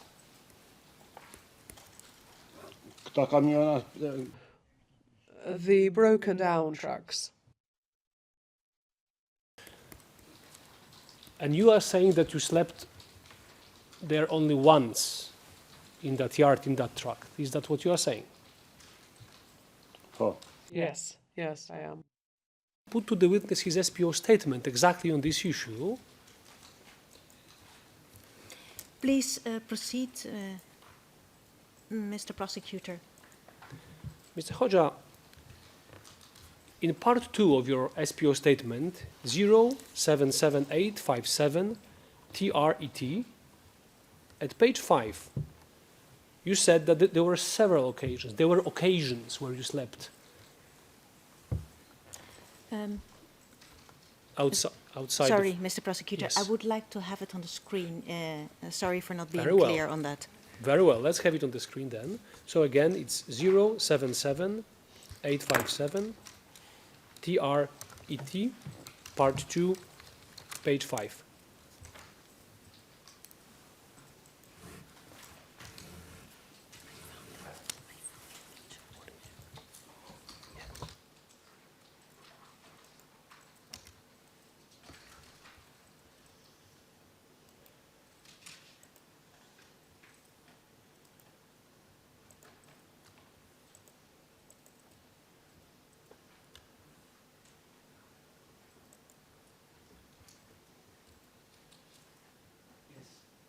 So the question was about you. Take a look. The question starts from line 4. Question of the prosecutor to you. Sorry, I was just asking, did you ever have to sleep in the compound but outside, under the stars? Your answer was, yes, there were occasions when there was no other place where to stay and sleep, only or even standing. So, but I found a place outside and I would sleep there as well. There were occasions. So in the SPO interview, you're referring to occasions, not one. What is your testimony? What is your evidence? Did you sleep under the stars in the yard on one occasion or more occasions, as you said at the SPO interview?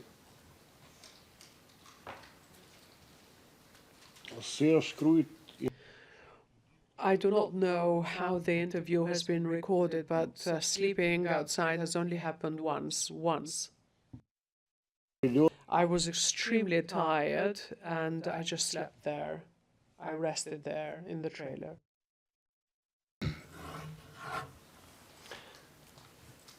Mr. Hoxha, during your stay in Kukas Metal Factory, did it ever happen that you participated in the physical exercises organized in the yard of the factory?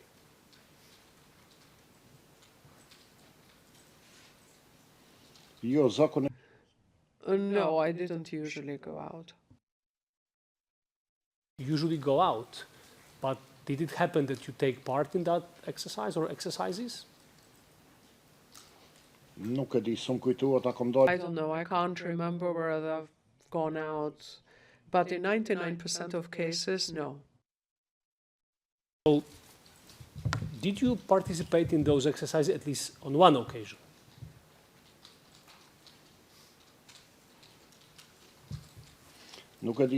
I don't know, I can't remember.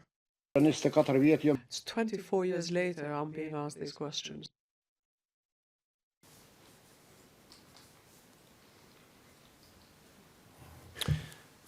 Your Honor, could I refer the witness to his own SPO interview on this particular issue? Yes, you may. And we are 5 minutes from the end of today's hearing, so I think that this will be the last Yes, question. of course, Your Honor, of course. Could we pull up the document 077857 TRET, part 1, read 2, page 22.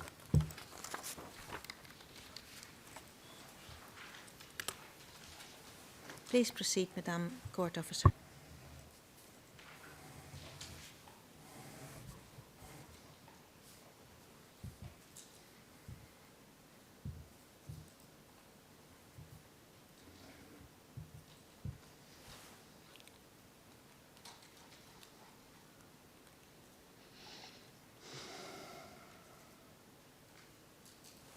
Yes, we can start from line 6 to line 22 maybe. So the question is about the exercises. The prosecutor said, you mentioned the morning exercises within the metal factory compound. Tell us what you remember about that. Was it for everybody?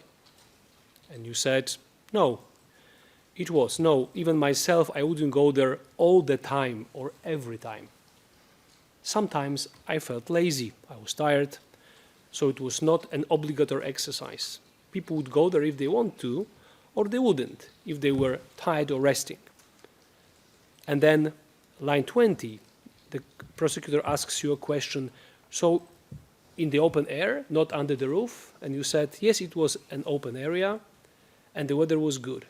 It was May, June at that time. From that short excerpt, you say in this excerpt that you didn't go there every time, that sometimes you felt lazy. So on those days, you did not participate in the exercises, but what I can understand, correct me if I'm wrong, that according to this part, you were at times, participating in physical exercises in the yard of the factory. Is that true?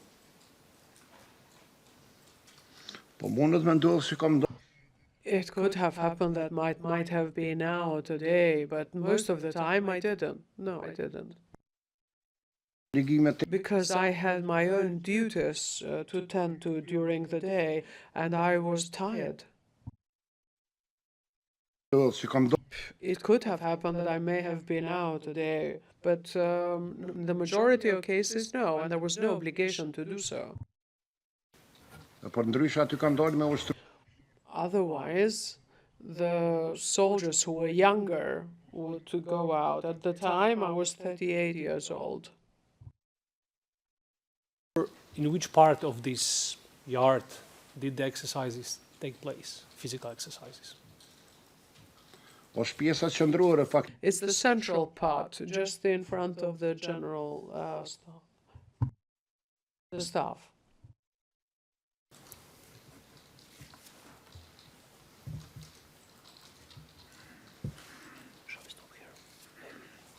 Your Honors, for now we'll stop, and we could, with your permission, resume tomorrow morning. Thank you, Mr. Prosecutor. Very well. Mr. Witness, it has been a long day. We will resume tomorrow with your testimony. Take some rest this evening, and we will see you back tomorrow at 9:30. Thank you for your efforts of today, and I also remind you that you should not discuss anything regarding your testimony with anybody. Understood? Yes, okay. Thank you very much. See you again tomorrow in courtroom.